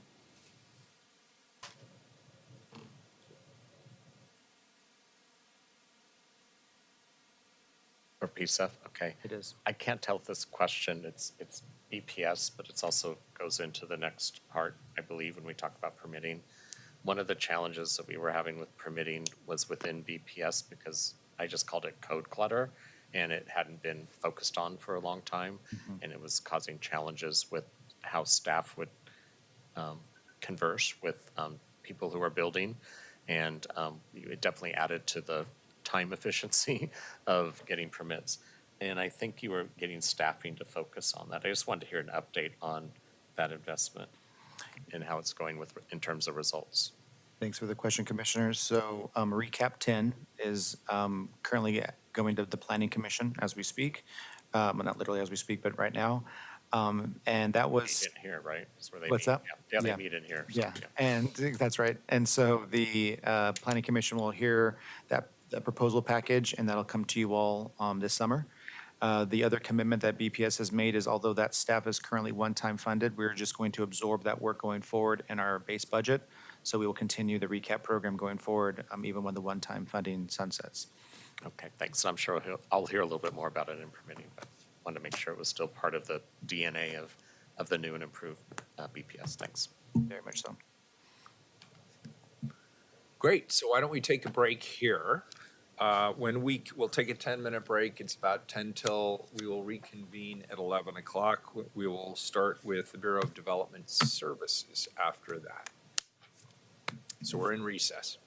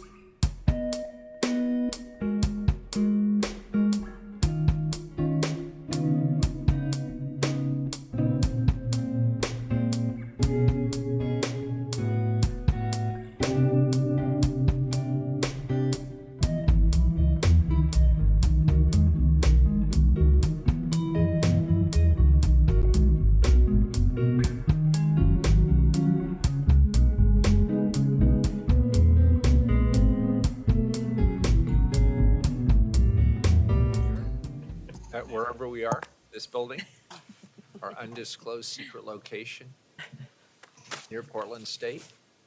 We're back in session, and we have the Bureau of Development Services. Welcome. Thank you. Good morning, Mayor Wheeler, Commissioners. My name is David Kuhnhausen. I'm the Interim Director at the Bureau of Development Services. I'm going to be talking about BDS's current financial situation and outlook moving forward. But before we get into that, I just want to address Commissioner Ryan's comment before we took a break regarding code cleanup. That is a project that BDS is going to be working on in conjunction with the Single Permitting Authority, as it's not just the coordination between BPS and BDS. There's the public infrastructure bureaus that also have code conflicts, not only with each other, but with BDS and BPS. So a larger project that involves collaboration between a number of different bureaus. So I just want to call that out. And I don't know if Terry is going to speak more about that moving forward, but I just wanted to address that comment. Next slide, please. So moving forward, I'm not going to go into too much detail about this slide because we'll get into BDS's funding and the subsequent slides. But it is worth noting on this slide that BDS is going to be seeing a significant decrease in budgeted FTE moving forward. We are going to be eliminating all of our current vacancies in this requested budget, which results in 137 regular positions being cut.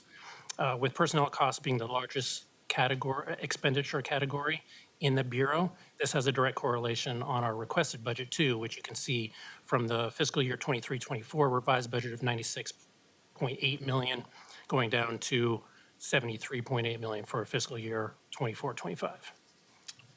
Next slide. So there are three key challenges we want to highlight today. The first is a number of factors that are impacting permitting. This has already been called out by council earlier today, but just to reiterate, high interest rates, declining market values in Portland and specifically in the downtown core, and low investor confidence to develop in the city of Portland. These are challenges that we see on a day-to-day basis, and with that, permitting activity is down. And with that permitting activity being down, so too are our revenues that the Bureau takes in.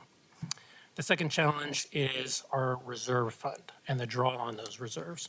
We've drawn down our reserves at a rate of 2.8 million per month over the first half of this fiscal year. And with reserve levels currently at 29.4 million, this draw is unsustainable. BDS made the difficult decision to lay off 73 employees in the last 3 months to help slow this draw. But without intervention, this decline in revenue combined with rising expenditures will result in our reserves being completely exhausted by fiscal year 25-26, which Commissioner Rubio outlined at the beginning of today's session. The third challenge is something that Terry Tyson will speak on in the future, but it's that BDS is transitioning from its current state to the new single permitting authority. In order for this new entity to be successful, we really need to be fully funded, not only for the next year, but for the foreseeable future. And again, Terry's going to talk more about single permitting authority a little later today. 97% of BDS's ongoing funding comes from fees and charges for services related to the development review process, with only 3% coming from general fund for specific programs within the Bureau. So again, as everyone knows, the construction industry is volatile, and the Bureau's fee revenue is directly tied to these fluctuations in the market. Because permit fees are based on the project valuation, so larger project valuation with a larger project valuation results in higher fees taken in for not only the Development Services Bureau, but our public infrastructure bureaus as well. Because of this, there's a disproportionate share of the BDS revenue that we depend on from large-scale projects. With the factors that I just highlighted being current obstacles, we're seeing far less demand for these large-scale developments. We're seeing projects that are currently in the review stage of the process being put on an indefinite hold. And we're seeing some projects just being outright canceled because the developers no longer have either the means or the interest to develop in the city of Portland. Now, our Bureau is very fortunate to have the assistance of the BDS Financial Advisory Committee to help us with our financial planning process. This committee is made up of local economists and industry experts, and they provide us with their expert opinion on what they see in the construction industry in Portland over the next 1 to 5 years. We use their experience and their knowledge to help us inform our own projections, and then they review those models and sign off on both our revenue and our expenditure projections. It's worth noting again that this is extremely difficult to predict, and we go through as a very rigorous process, but that doesn't mean that we always get it right. This year, the discussion with this committee was largely focused on how long this current downturn will last. And the input that we received from this committee is that we should be planning for a duration of at least 18 to 24 months before we start to see any sort of meaningful construction activity pick back up in the city of Portland. Next slide. This slide shows our revenue and expenditures going back to fiscal year 2016-17. The blue on this chart represents our revenues, and the red represents our expenditures. And the lighter shades on the right-hand side of this chart indicate our projections for this fiscal year and next fiscal year. So as you can see here, our revenue for this fiscal year as projected is going to decline approximately $10 million from the previous year. However, our expenditures, even despite the layoffs that we recently went through, are expected to continue to rise. And this is in part because of union agreements with union workers for higher compensation, COLA increases, and merit increases. What this graph also clearly illustrates is that BDS has not been recovering its costs in the last couple of years, and we're anticipating that the same is going to be true moving forward, at least for the next couple of years. The next slide that don't move, sorry. Sorry. The next slide, I'll talk more about the reserves, but the last thing I want to point out here is that the Bureau, if you look back to 2018, 19, since then has not been earning sufficient revenue to cover our costs.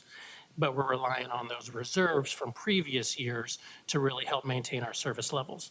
So you can see there in 16, 17, we saved approximately $15.5 million. We've been using those reserves essentially as a savings account to make sure that our service levels are maintained through the projection of 2024-25. Unfortunately, we're in a situation where we're no longer operating at cost recovery and haven't been doing so for the last couple of years. And we're now drawing down our reserves at a rate that is unsustainable. Next slide. This slide shows the reserves for the last 2 fiscal years and the projections going through fiscal year 28-29. And you'll note that by 25-26, without any intervention and on the rate that we're currently going, BDS is going to fully deplete its reserves, meaning we'll actually be in the red there at the beginning of 25-26. Drawing down reserves to this level without taking any sort of proactive action is financially and operationally irresponsible, and we need to do whatever we can to avoid that from happening. Should that happen, the Bureau of Development Services, or Single Permitting Authority as it will be known in the future, will not be able to continue to operate as we currently are. We'll need to cut expenditures through massive layoffs in order to achieve 100% cost recovery. Our services would be cut, our permitting and inspection timelines would increase substantially. And once the economy improved and construction industry picked back up, we would not be able to support that increased demand for services because of a lack of staff, which would mean more than likely even longer timelines at that point. Next slide. So there's a couple of options to take into consideration as we move forward, and I'm going to discuss these here, with 3 of them being immediate considerations and 1 more medium or long-term consideration. The first consideration is additional layoffs, and this is obviously and by far the last option we want to take into consideration. Our projections include an assumption of 30 FTE through natural attrition over the next 2 years, and that would be in combination with layoffs of between 34 and 65 FTE to balance our budget. This option, should we do this, would drop our service levels below acceptable levels, but it is a better option than waiting until we're at 0 and then having even more drastic layoffs at that point.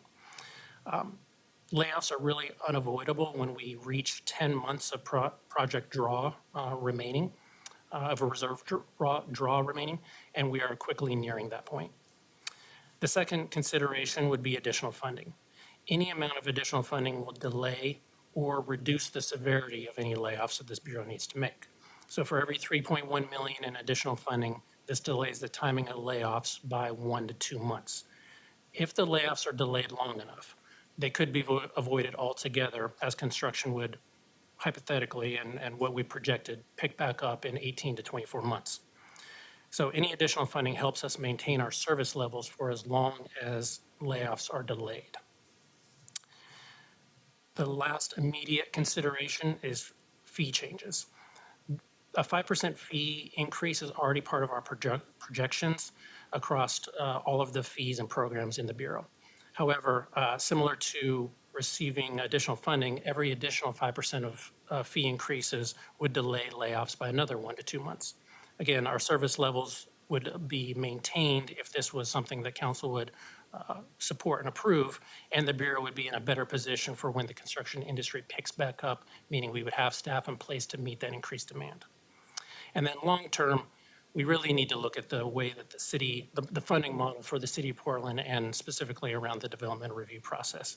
Revenues from fees are tied to the unpredictable and volatile construction industry.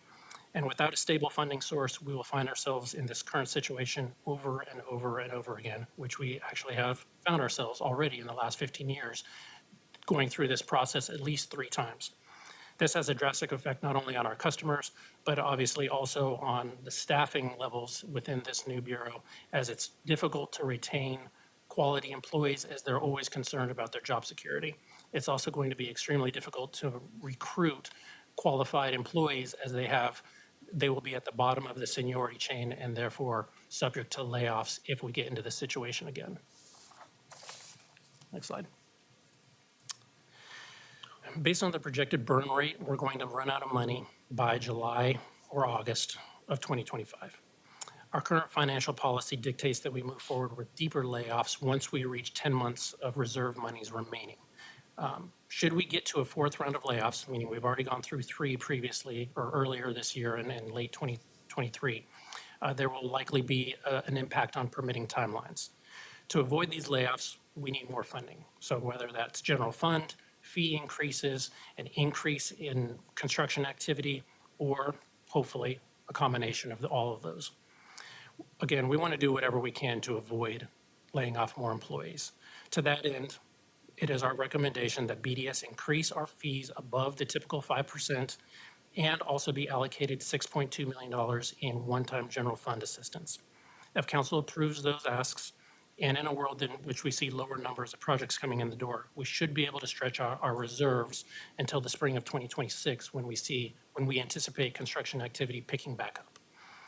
The reality is that we really need all the funding assistance we can get to maintain our current service levels, whether that's general fund, higher than typical fee increases, or some sort of additional creative funding. This is actually going to benefit our customers in that we'll continue to see some predictability around the current timelines. And as things improve, we'll be able to, again, meet that demand and make sure that we have the ability to allow some predictability in what they see moving forward. The final point of this slide is related to the single permitting authority, which Terry will be talking about in more detail, but we really need to highlight that it's important that council support the transition costs in response to the council-approved organizational chart. So that is where BDS currently is. And I know it's not a rosy outlook, but it is the reality of the situation we find ourselves in. I'm happy to answer any questions or talking points that the council has. Commissioner Wright. Yeah, I'll just make a point. Commissioner Rubio knows this really well. The city suffered in 2008 with the Great Recession, and they took the choice was to do all layoffs, as I recall. This has all been informed over the last I was years. laid off in 2008. 2008? Yes. Yeah, and then I heard when development started again, we were so behind the 8 ball because, to your point, it takes 18 months to 2 years to really bring people on board. And we probably would have had more investment if we were ready to be of service to investors at the time. And so when the reason why it looked better in 21, 22 is because we had the windfall coming from ARPA, and we were able to make the case that because of the conditions of COVID, we were suffering, and we upped the ante in the general fund to avoid those layoffs. Fortunately, residential construction during that time was helping quite a bit. So I think I just wanted to give a little more highlight to the historic context of this, and for us to figure out how to not make those mistakes of 2008. And again, it'll take us thinking out of the box to figure that out. But I just wanted to make sure that that was in the dialogue today. Thank you. And I'll just respond to that, Commissioner, that, and correct me if I'm wrong, Director, but also another tension to that time in 2008 was that we actually expended our reserve a little too close to the margin, right? And so lessons learned, and we have the benefit of looking in hindsight and actually trying to safeguard some of those from those lessons, those very hard lessons. And right now, we're at a juncture where Portland we just simply cannot afford to lose that capacity and the expertise if we want to recover in the way that we plan to, so. And, you were here, I think everyone was here except Commissioner Gonzalez, and we did rally, and we That's right. saved it at that time. Obviously, we don't have that same windfall coming from the feds at the moment. And so are there any attempts at the statewide level when it comes to the governor's focus on housing, how this is connected to that ploy? Because the governor makes it really clear, and when we met in our legislative breakfast, they want us to keep fixing permitting. And so I hope that our colleagues in Salem understand how this is connected to building of housing. Yeah, fortunately, we're all pulling in the same direction in that regard, and they are keenly aware of where we're at.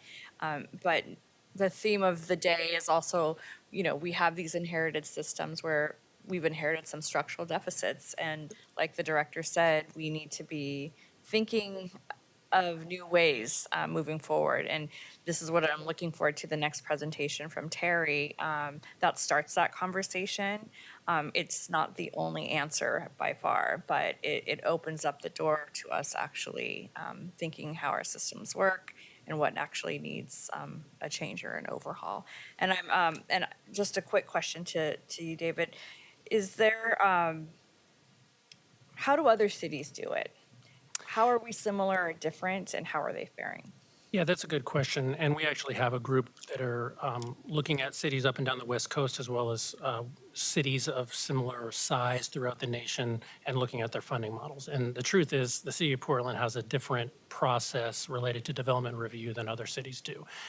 Sometimes it's more beneficial to the customer, other times it is it could use some improvement. But generally speaking, our fees for services is really a common theme across other bureaus or across other cities. They just break down their permitting process differently. So their land use process may be completely separated from the building permit process. The public works process may be completely separated. Unfortunately, or fortunately, depending on how you look at it, in the city of Portland, all of those things are tied together, which creates a lengthened process and more collaboration between all those groups. What Terry's team is working on is really creating a smoother process that's more in line with some of those other cities. So the funding model we could probably look to other cities as to how they're funded as well. But the reality is some of those cities aren't dealing with the situation that Portland currently is too. And that is just the public perception that's already been highlighted here today. And that is it's a real challenge because we all want to see this improve, but we're fighting against a national narrative that isn't always necessarily true or fair. Let me add to that. Commissioner Ryan asked a really good question. And I like your focus on how do all of these things tie together. Let's be clear, this budget is a meltdown budget. This is going to be, every bureau comes up here and tells us the same thing. You got to fund us additional dollars out of general fund, or we're going to significantly reduce our services. And that is true. And we have made the hard decision to focus on public safety and homelessness. And that means other service areas are going to suffer. That is just a fact. So now, as I look at the budget, the big picture, getting to Commissioner Ryan's question of how does this all tie together, we actually don't have a revenue problem here at the city of Portland. What we have is, over the course of the last several years, is we have significantly added to our portfolio requirements, particularly around homelessness.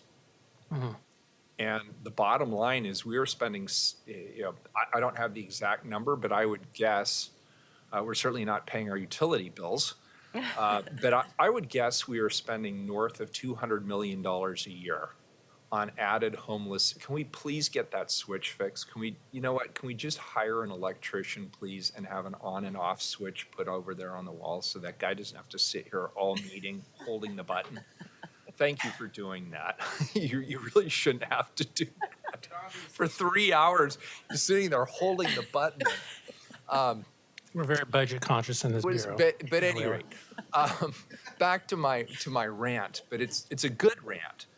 The fact of the matter is, we're spending hundreds of millions of dollars on a crisis on our streets around homelessness, around drug addiction, around livability, all the things that our residents are screaming at us to fix. And these are things the city did not spend a lot of money on even 5, 6, 7, 8 years ago. So it's an entirely new business area for the city of Portland. And frankly, it is squeezing out our core competencies. Why do I raise this? Because the work that we are seeing there, not every city in America is experiencing what we are experiencing here on the West Coast. And frankly, and I've been really honest about this, we're not going to be able to solve these problems alone. The fentanyl crisis, the homeless crisis, we're doing our part. In fact, we're doing more than our part.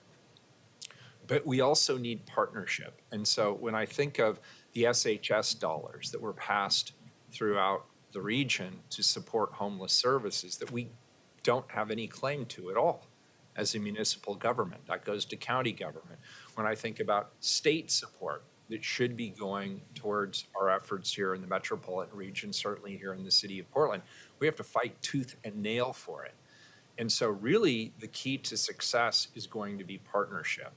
And as we look at our 90-day emergency declaration around fentanyl between the state, the county, and the city, my hope was we're going to start opening some more doors to longer-term sustained economic partnership as well as operational partnership on that issue.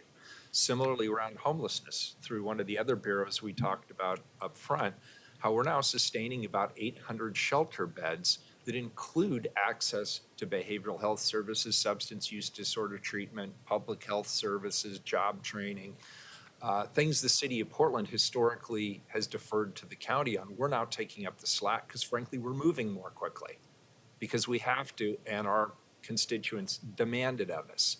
It's a high priority for us.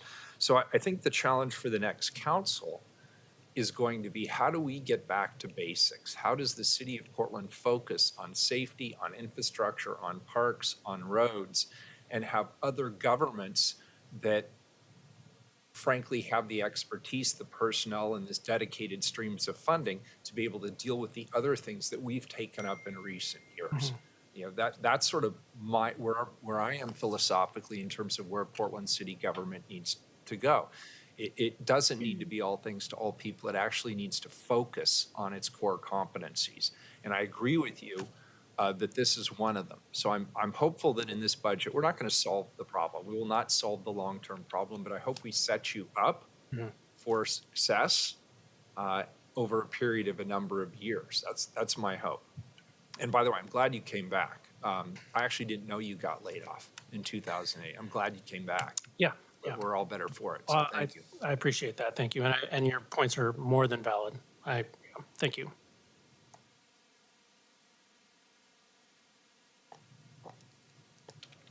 Great. Any other questions? Thank you for your presentation. Yeah, Appreciate thank it. you. Oh, I'm sorry. Commissioner, go ahead.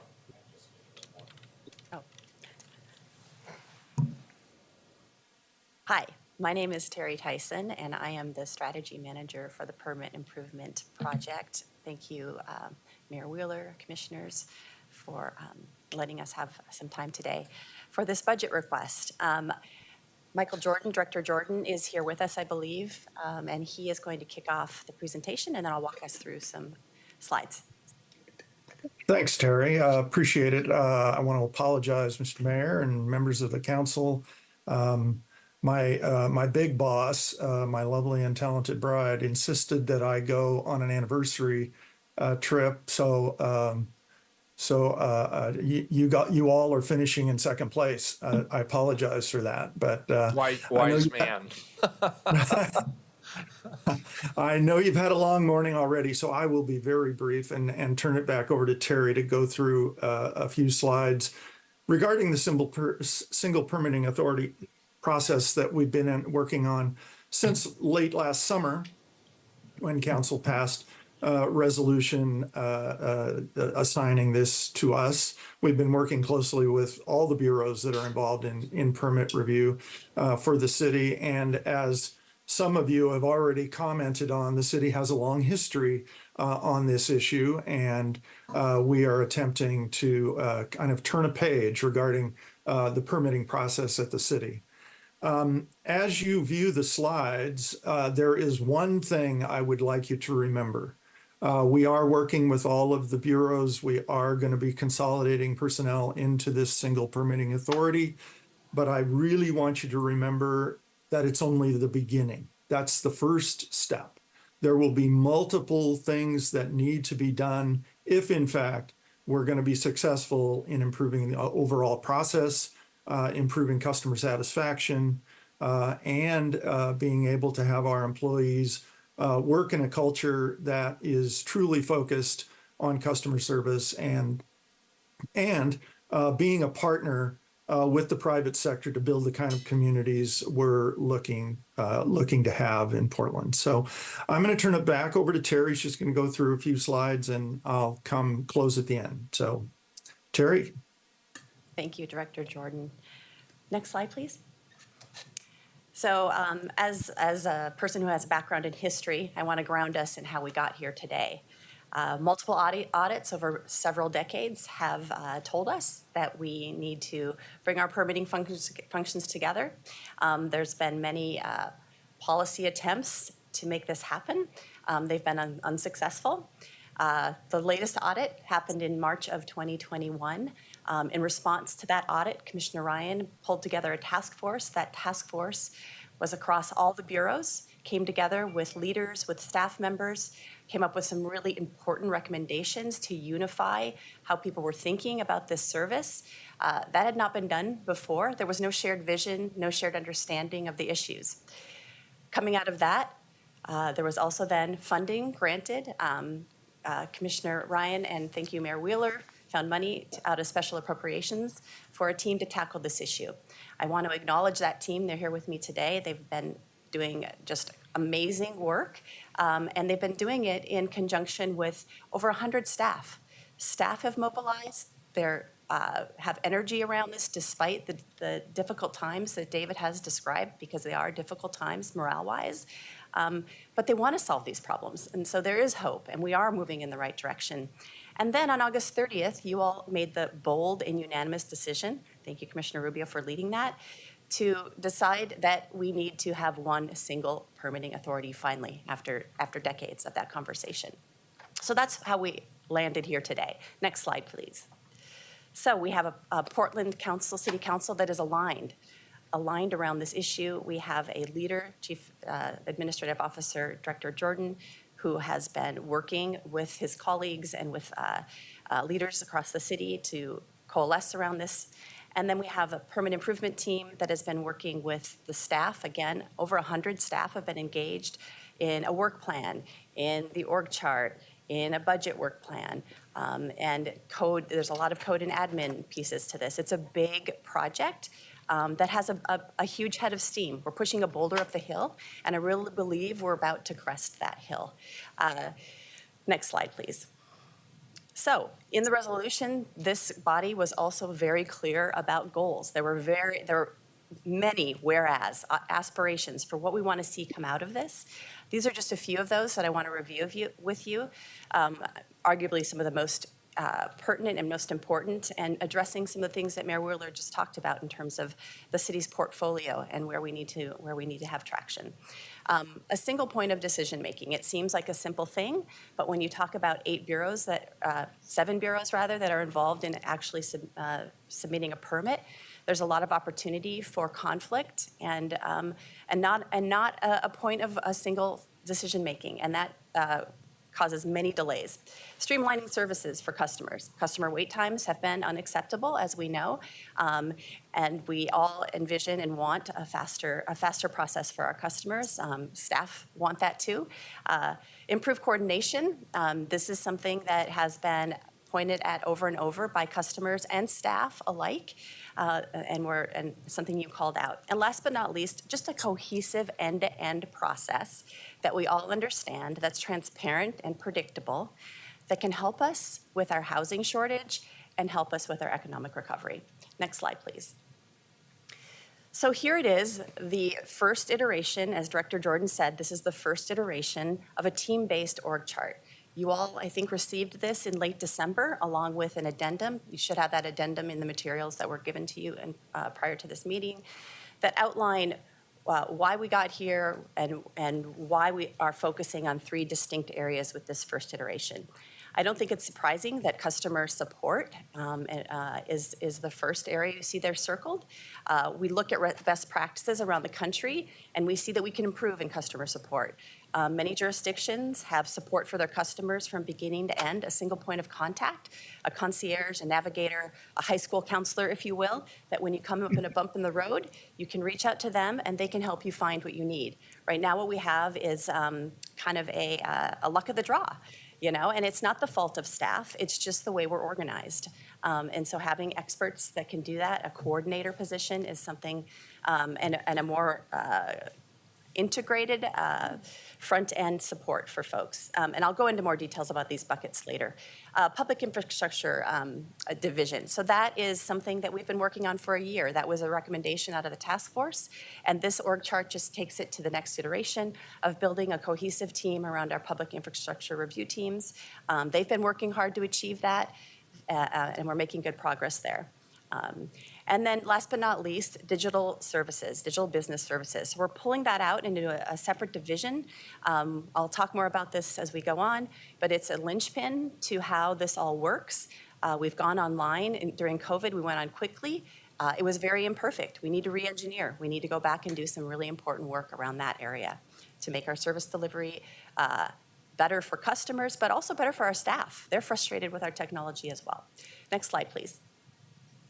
So I'm here today because part of the resolution also called for us to come back to you with resources. I'll read this exactly out of the resolution. The resources to fund and staff technology projects needed to make continuous improvements to the system, services, and culture. So thank you for that opportunity. Putting everybody in an org chart obviously isn't going to solve all the problems. So we need to talk about what those added supports are going to be needed and capabilities. Next slide, please. So these are the 5 gaps or challenges, if you will, that have been identified. These are not new. I'm sure you all recognize them. They've been a theme. What's wonderful about this slide, however, is that there is alignment between customers. There's alignment between customers, staff, and leadership, that these are the areas we need to focus on. Next slide, please. This is an overview of the investment that we're asking you to consider today. I realize that in light of the very tough budget cycle and the 5% haircut that Mayor Wheeler has alluded to, that this may feel dissonant, but it would not be responsible for us to not illuminate what is really needed to make this successful. I know we're going to have conversations about trade-offs and phases and priorities, but we wanted to be very transparent about what we believe it will take. There's also in your handout a detailed budget work plan that you can follow along with on the next slides that outline the details of these budgets and these requests. You'll see that there's an ongoing request and a one-time request. Next slide, please. So customer support. I already started to talk about customer support and how key it is. Our customer surveys that we've done over the last couple of years as a result of the task force work have been very clear about what customers need from us.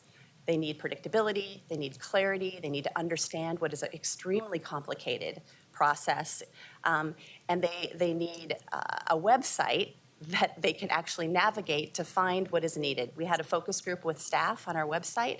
Staff couldn't even find their way to how to apply for an additional toilet or a tree removal. It needs a lot of attention. The good news is we've started that work on the website. We have a consultant who's going to help us actually create a navigable portal and way to enter that provides swim lanes for applicants and also provides accurate information. We'll have to do some cleanup on the back end, but we were advised that doing some studies about how a customer actually interfaces with our website was advisable before we started organizing what's behind it, right? So we understand what a customer actually needs. And then we're also really excited about the addition of a Google chatbot. That is actually going to happen. We were able to find some funding to get that launched. What we need is funding to sustain it. And we've seen a demo of that, and what it can do is quite exciting. And next slide, please. Digital services. So I'm coming back to digital services. I know there's frustration around digital services. It's been a difficult thing to navigate. The bright spot is that we've done some studies, again, looking at best practices around the nation. Many permitting services, Boston, Chicago, others have moved to a digital services mindset and way of organizing. So what we're proposing here is that we reorganize how we work around digital services and how we provide and support technology. Our big challenges right now is that we have the products we have are fine. The software we have is fine. They're being used across the country, right? But because we went online so quickly, we don't fully have the capabilities to use these products to their best, right? To operationalize them and leverage them to their best. For example, Project Docs is used in Minneapolis, and it's used beautifully. I mean, the customer and the staff member can see exactly where their permit is in the process. We can do that too. We just need to have the right capabilities on staff and the right capacities to meet that demand. I'm also excited to share with you that we're working really well together with BTS, BDS, and our public infrastructure partners around this issue. What you see here, this digital services proposal, is the result of a work group, a technology strategy work group that represented all of those groups. And this is what they are telling us they need to make things hum. We need to be able to maintain, but also improve and innovate. Right now, we're barely able to maintain. Next slide, please.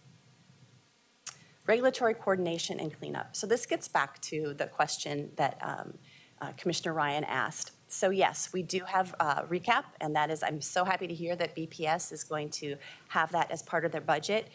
The limitation of that is that it only covers the zoning code, and we have many, many more codes. I've heard we have how many pounds of codes? Zoning code, I think, is 14 pounds. Right, and so alone. additionally, many, many codes. What's exciting about this request is that this, again, was something the task force put in motion. They recommended that we have a regulatory work group that had representatives from across the city in all of the permitting, code, and policy writing areas. They quickly got together enthusiastically and put together a new process for code development, implementation, and then also a feedback loop to understand, did that code have the impact that we intended, right? And then most exciting about this as well is that they did a pilot. That pilot is about to be finished in March, and it's working. It's successful. What we need now is an actual person to keep this going. The permit improvement team has been facilitating it, but we need a person to sustain this, keep it going, and a fairly high-level person who understands code, understands it across the city, how it works. And we also would like to see the scope of work expanded for this group, that they start to do a look back. Because as I referred to, the RECAP only looks at our zoning code. We need to do a look back and look at the conflicts that exist in the other codes and regulations across the city. At this point, I'm going to transition back to Director Jordan to cover the next 3 buckets: business process analysis, funding, and ongoing projects.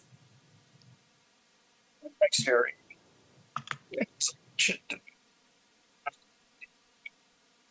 This organizing of staffing is really only the beginning, kind of the first big inflection point in getting the entire system where it needs to be. If in fact we were doing this from scratch with a long period of time to get the restructuring that we're doing by July 1st, we would have probably started with business process analysis. So that still needs to happen.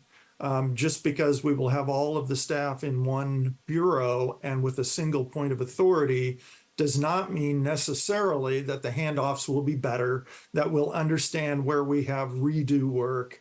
And so that business process is really, really important.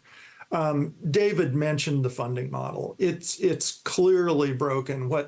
The one thing I would add to the discussion earlier about funding is that we're kind of doubly impaired when we lay people off during a bad economic cycle. Invariably, the economic cycle turns and the private sector eats up the staff that we need to bring into the permitting process. So not only are we having to hire people back, but we're having to compete with a private sector that is now activated to do their work.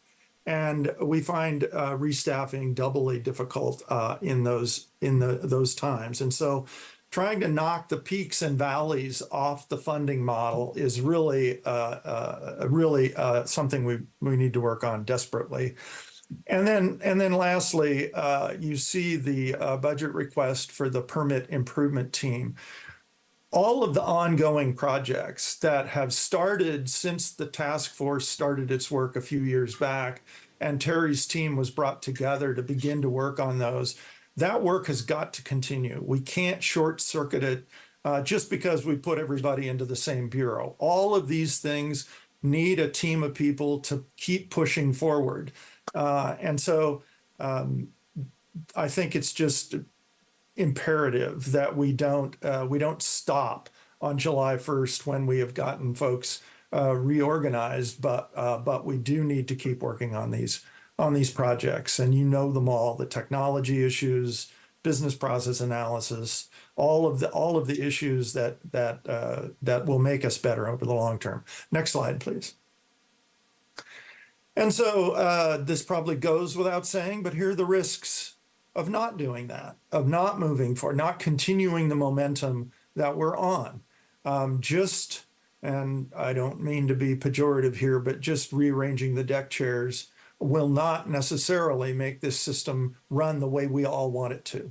And so we run the risk of stalling if we don't continue. We certainly won't get to that alignment that Terry was talking about our software and how it can actually be a force multiplier for us if we can get it right. And just because we put everybody under the same roof does not mean that the permitting process will necessarily be better. We've still got to work on the business process, the handoffs, et cetera. And then we've talked a lot about funding, so I won't go into that any further. But those are kind of the big meta risks that we run if we can't continue forward on what we've built momentum around. Terry is absolutely right in saying that this is, restructuring like this creates a fair amount of anxiety for staff. It's a new way of thinking. It certainly puts pressure on everybody to rethink their role and how they work together. But as Terry mentioned, over 100 staff have been working really diligently, along with doing their day jobs, working with Terry and her team to put us on a trajectory that I think will make us better over the long term. Now we just have to be persistent on that new trajectory. And I think that's the last. We've got some questions. If you have questions, happy to. Terry knows it all. I'm just here as, window dressing, but happy to try and answer questions. Great. Thank you, Michael. You bet.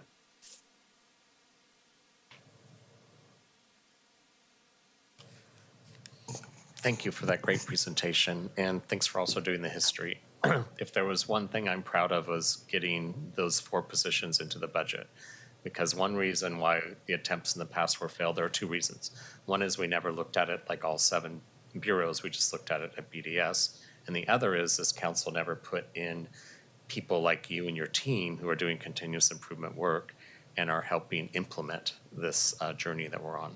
So I'm a real strong advocate to ensure that we keep the 4 positions intact, or there's absolutely no way this will ever result in the culture change that was mentioned by Director Jordan. So I just wanted to make sure that plug was there.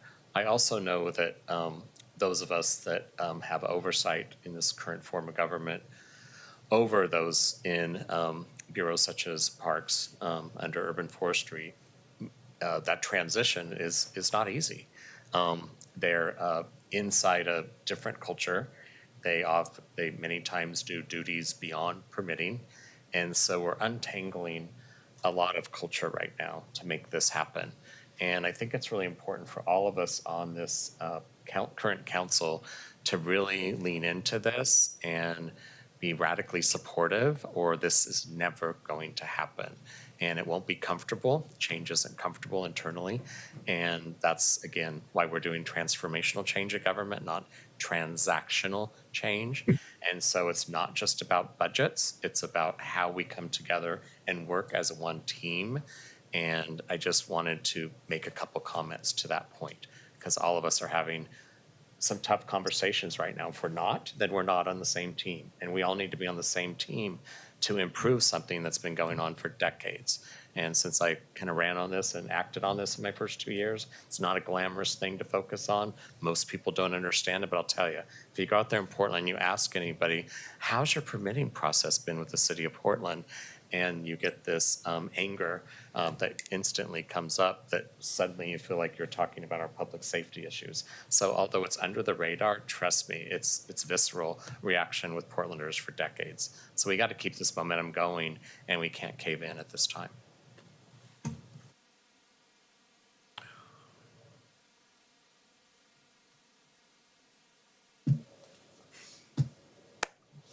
Great. Thank you. Thanks, everybody. Thank you.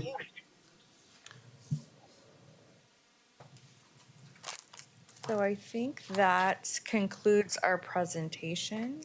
And so we have a few minutes for questions or comments. But in terms of next steps, we have taken diligent notes, and staff is ready to follow up on a lot of the comments and questions raised during this session. And we will be doing our work to circle back and continue the conversation. Thank you. Great presentation, everybody. We're adjourned.